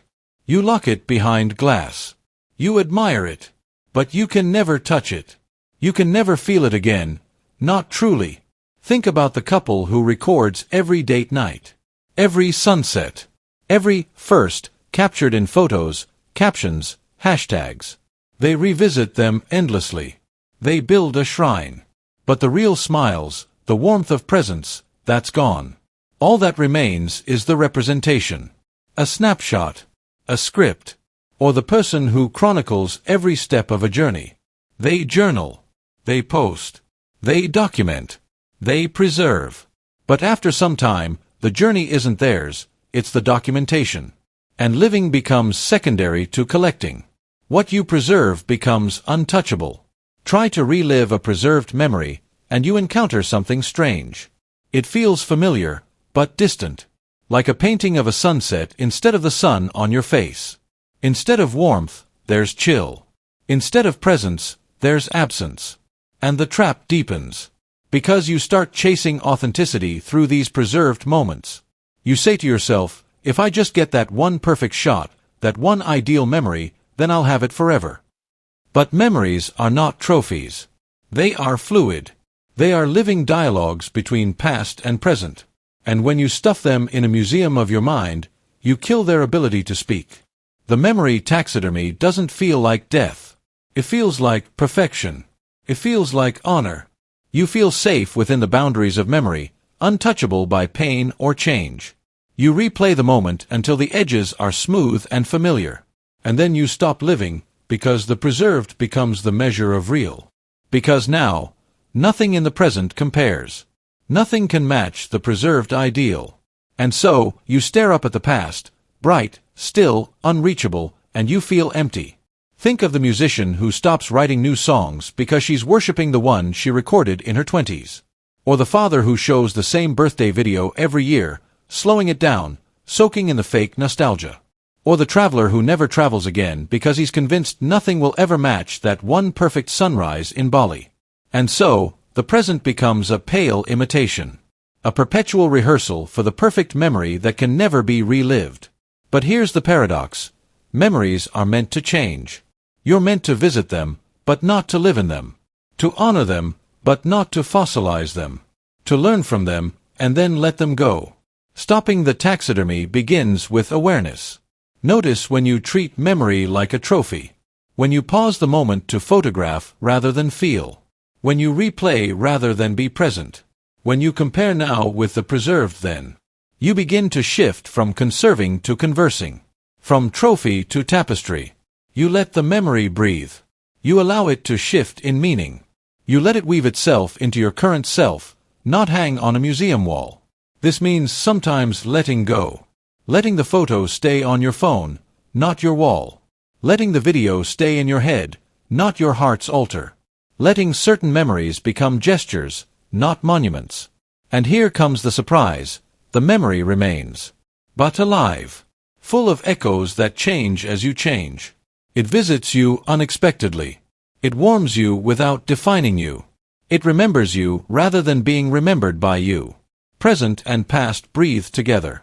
You feel the echo of laughter in your throat. The warmth of hope in your hands again. But they're not the same, they're transformed. They belong to you, but they also belong to this moment. To this life unfolding. You realize that preservation isn't about freezing, it's about flowing. Memories are seeded in living. They flower, fade, fertilize new growth. You water them gently, but you don't enclose them in glass. You let them feed the forest of your becoming. The memory taxidermy isn't about having memories, it's about imprisoning them. And when you let them go, not into forgetfulness, but into the river of time, you discover something strange and beautiful. You can hold something dear without turning it to stone. You can honor the past without abandoning the present. You can remember, and also become something new. Because life isn't built in museums. It grows in the living room, the backseat conversations, the unrecorded laughter. So stop preserving. Start living. And in that space, your memories will be more alive than any trophy ever made. The familiarity transference. You know it's hurting you. The relationship, the habit, the cycle. You've said it to yourself 100 times, I need to stop. And yet you stay. Not because you want to suffer. Not because you're weak. But because it's familiar. And familiarity, to the brain, often feels safer than freedom. Even if that freedom is better.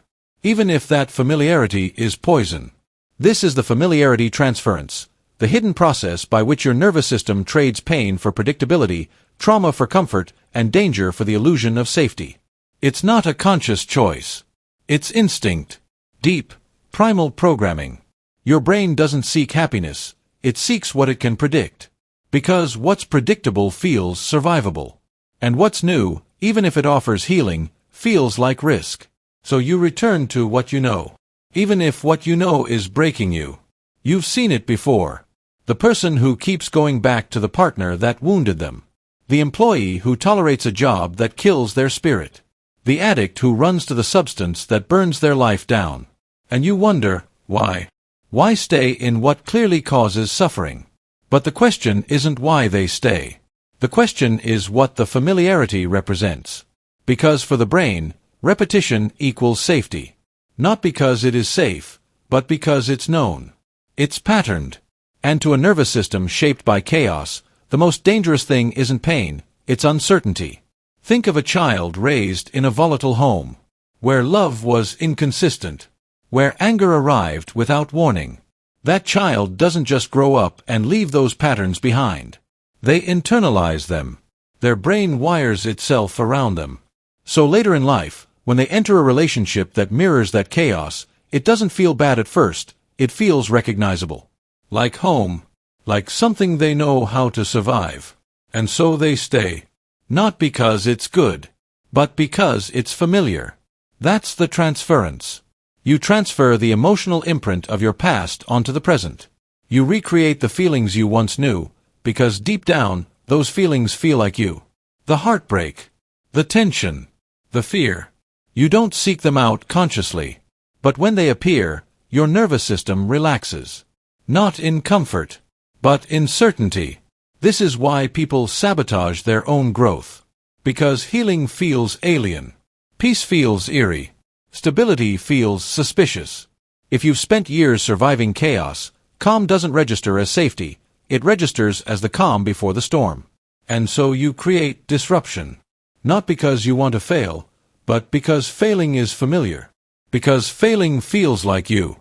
Even in identity, this transference haunts you. You might say, this is just who I am, when really, it's just who you've always had to be. You identify with your trauma responses. Your coping mechanisms, your emotional reflexes. And when someone offers a new path, a way out, you resist. Not because you don't believe in healing, but because healing would mean letting go of the self that helped you survive. And letting go of that self feels like death. But here's what no one tells you.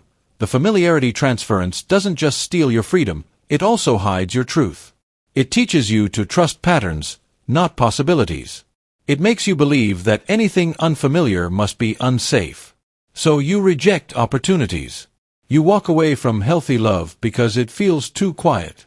You turn down peace because it lacks the chaos you're trained to interpret as passion. You say no to the unknown because yes has always led to pain. And the cycle repeats. So how do you break it? First, you have to name it. You have to pause in the moment where you feel drawn back into the old, into the habit, the person, the emotion, and ask, is this right? Or just recognizable? That question alone creates a crack in the reflex, a pause in the loop. And in that pause, you give yourself a chance to choose something new. But it won't feel right at first. That's the trap. Freedom feels unfamiliar. Love that doesn't hurt feels unreal. Peace feels empty. You'll crave the spike of cortisol, the drama, the chaos. Not because it's good, but because your nervous system has been trained to respond to it. So you'll have to sit in the discomfort of healing. You'll have to breathe through the panic that comes with safety. And you'll have to retrain your body to understand that unfamiliar doesn't mean unsafe, it means unlearned. That's the heart of it. You're not broken. You're repeating. You're not weak. You're wired. You're not stuck because you can't move, you're stuck because movement feels foreign. And foreign feels threatening. But it's not. It's freedom. And it's waiting on the other side of familiarity. But you'll have to walk through the shadow of your own patterns first. You'll have to resist the pull of the familiar not once, but again and again. Until the unfamiliar becomes the new normal. Until your body finally learns to trust peace. And your identity expands beyond survival. Because you were never meant to live inside a loop. You were meant to evolve beyond it.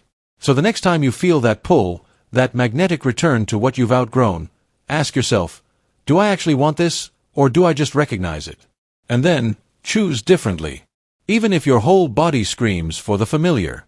Because your future is not what you know. It's what you allow yourself to discover. The regret amplifier lens. You remember what you did. Maybe it was years ago. Maybe it was yesterday. It plays in your mind like a looped film, cracked, jagged, loud in all the wrong places. You tell yourself you've moved on. That you've changed. That you've grown. But some days, it doesn't feel like growth. It feels like camouflage. Because no matter how much progress you make, a part of you still believes that one mistake, that one failure, is who you really are. This is the regret amplifier lens. It doesn't just let you remember your past. It forces you to relive it. Not as a moment, but as an identity. It enlarges the wound until it eclipses every other part of you. You look at your reflection, and see only the cracks. The lens doesn't show you your entire story. It zooms in on the worst chapter, until the rest is unreadable. And the more you try to run from it, the louder it echoes. You see, memory isn't neutral. It doesn't archive the past like a camera. It edits. It emphasizes.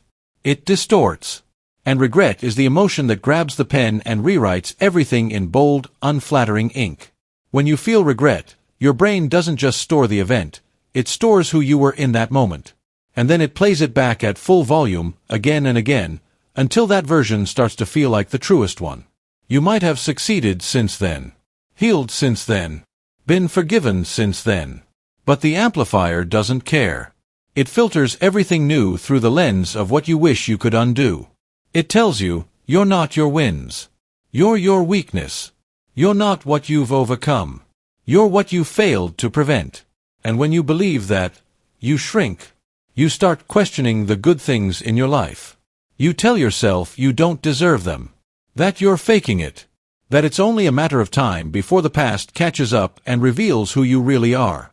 And every time something good happens, instead of feeling joy, you feel fear.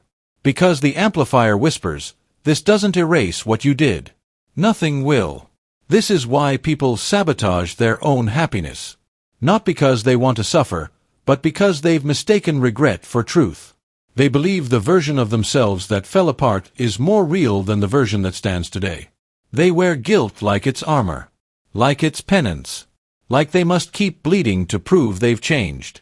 But regret doesn't prove anything. It doesn't redeem you. It doesn't restore you.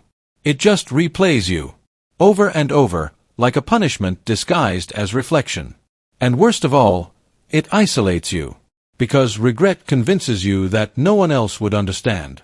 That if they knew the full story, they'd leave. That if they saw the version of you behind the mask, they'd disappear.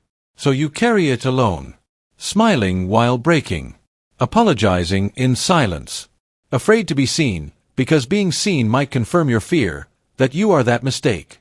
But you're not. You are not your worst moment. You are not the thought you had in panic. You are not the person who didn't know better until life forced you to learn. You are not the version of you who acted out of fear, or ignorance, or pain.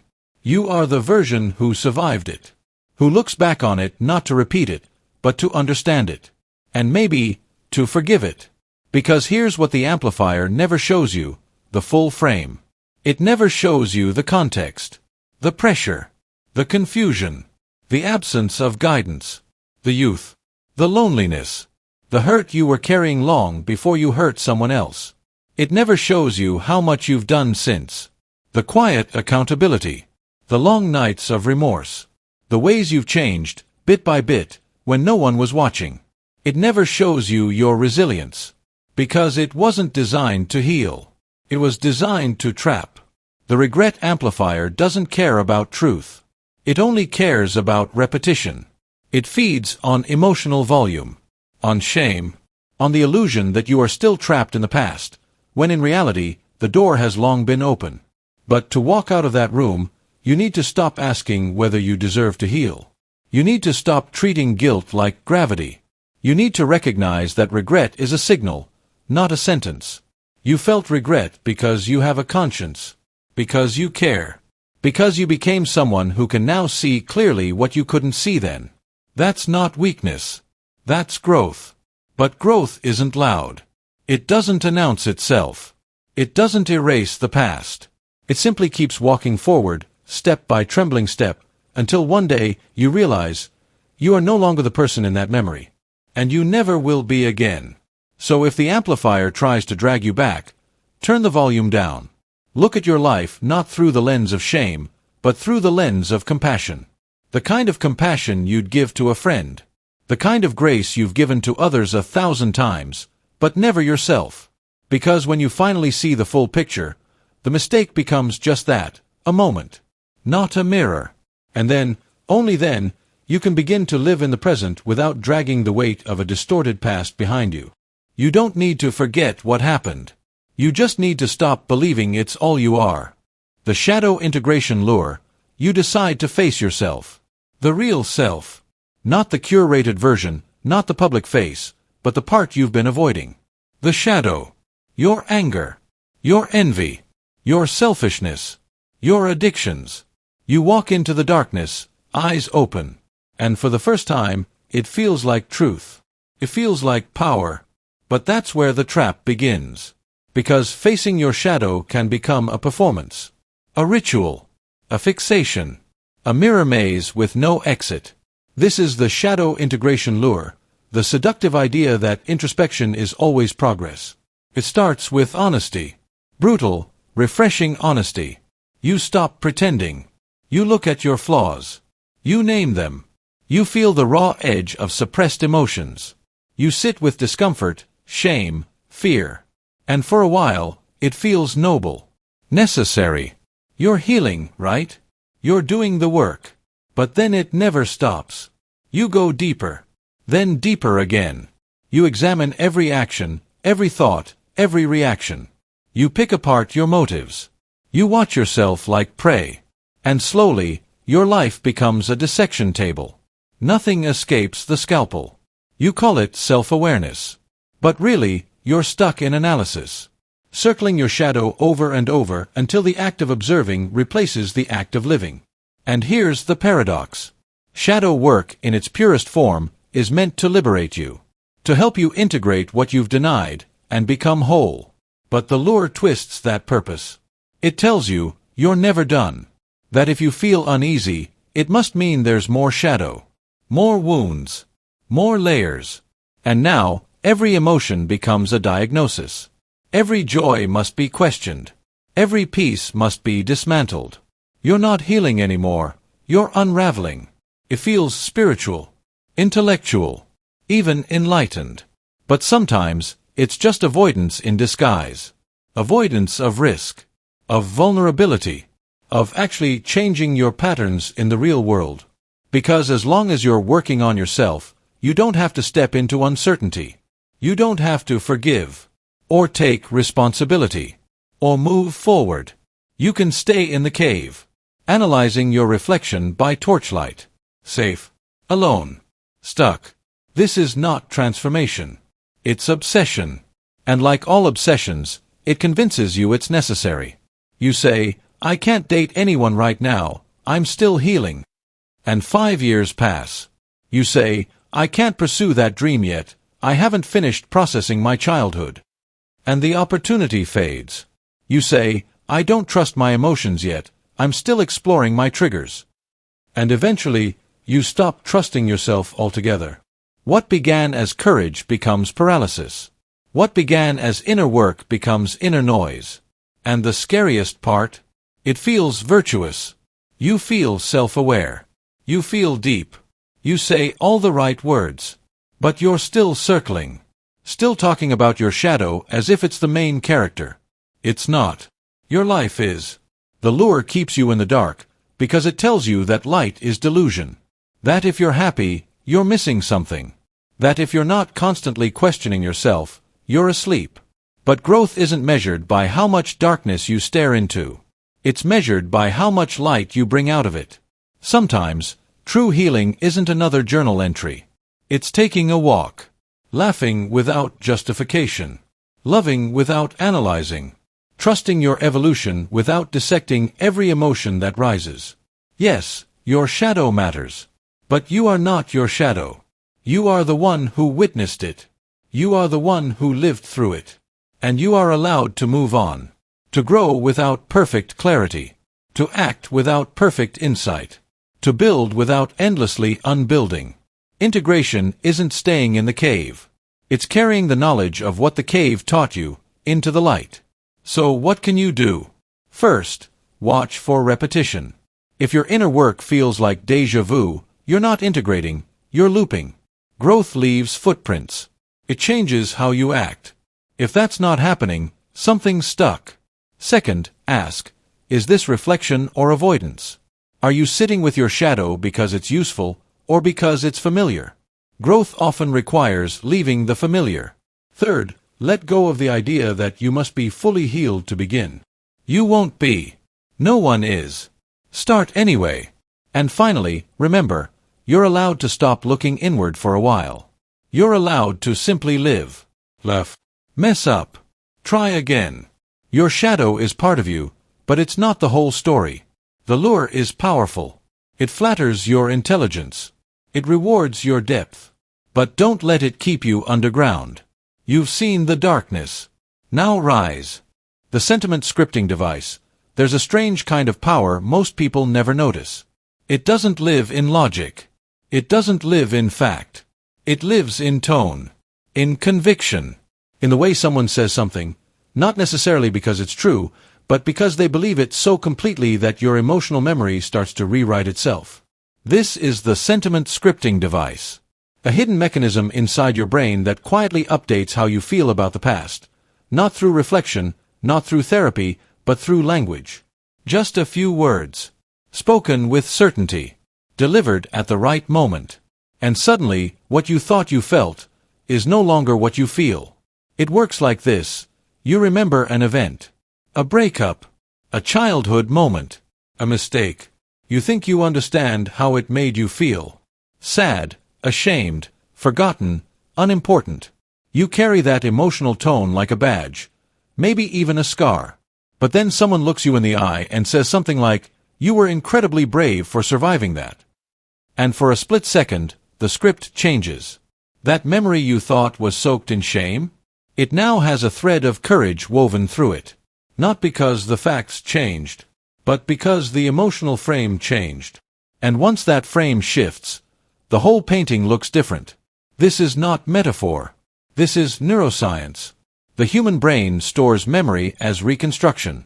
Every time you recall the past, you're not retrieving an original file. You're opening it, editing it, and saving it again. And emotions are the ink. If someone speaks a new emotion over an old story, and you feel it, your brain rewrites the file. It updates the emotional metadata. And now, the next time you remember it, you remember that feeling too. This is why a single phrase can change everything. You didn't fail. You adapted. You weren't too sensitive. You were unprotected. You weren't broken. You were forced to survive. If those words come at the right moment, with warmth, with sincerity, they bypass your defenses. They install a new emotional truth. Not a fake one. A real one. A truth you couldn't access until someone else handed you the vocabulary for it. Because the mind needs language to organize emotion. And when we're young, especially during trauma, we don't have that language. So we assign crude labels. Bad. Wrong. My fault. And those labels stick. Unless someone replaces them. That's the sentiment scripting device at work. But it's not always kind. It can be weaponized. Someone can say, "You were always difficult," and suddenly your entire childhood feels darker. Or, "Nobody liked you back then," and you start seeing every memory through a lens of isolation. Or, "That never happened the way you think it did," and now you're not just hurt, you're confused. Detached. Emotionally erased. That's emotional gaslighting. The dark mirror of sentiment scripting. Not rewriting pain into strength, but rewriting strength into doubt. And the worst part? Both kinds of scripting feel true. Because conviction is contagious. If someone believes something deeply enough, and you're vulnerable, your brain tries to mirror it. It tries to reconcile it. Because emotional resonance feels like evidence. Especially when memory is blurry, when time has passed, when you're unsure. A confident lie can feel more real than an uncertain truth. So now the question becomes, who has been scripting your memories? Who told you what that breakup meant? Who told you what your silence meant? Who gave you the sentence you keep repeating every time you think of that moment? And maybe more importantly, whose voice do you hear when you think of yourself? If it's not your own, then maybe the script isn't yours. And maybe it's time to rewrite it. This doesn't mean changing the facts. The facts remain. But the feeling around the facts, that's flexible. That's malleable. That's the part your mind wants help updating, because it never had the words the first time. So you start simple. You revisit a memory that always made you feel small. And this time, you say something different. Something like, "I was doing my best." Or, "No one protected me, but I deserved to be protected." Or, "That wasn't weakness. That was survival." And you don't just say it, you feel it. Because that's the key. The brain won't rewrite the emotional tone unless it feels true. Unless the new phrase hits the nervous system with enough sincerity, enough gravity, that your body lets go of the old frame. This is how healing happens. Not just through tears, but through new sentences. New emotional code. You become your own scripting device. And you use it, not to lie to yourself, but to tell deeper truths. Ones that were buried. Ones that were stolen. Ones that were never spoken over you. Because maybe you were never difficult. Maybe you were just reacting to chaos. Maybe you weren't needy. Maybe you were starved for connection. Maybe you weren't overdramatic. Maybe you were hurting and didn't know how to say it. And maybe, if you say those things now, in your own voice, with your own conviction, your memory will finally listen. Not to erase the past, but to liberate it. Because memory is not fixed. Emotion is not permanent. And the way you speak about your past changes how you feel about who you are. You don't need permission to change the script. You just need to say the words like you believe them.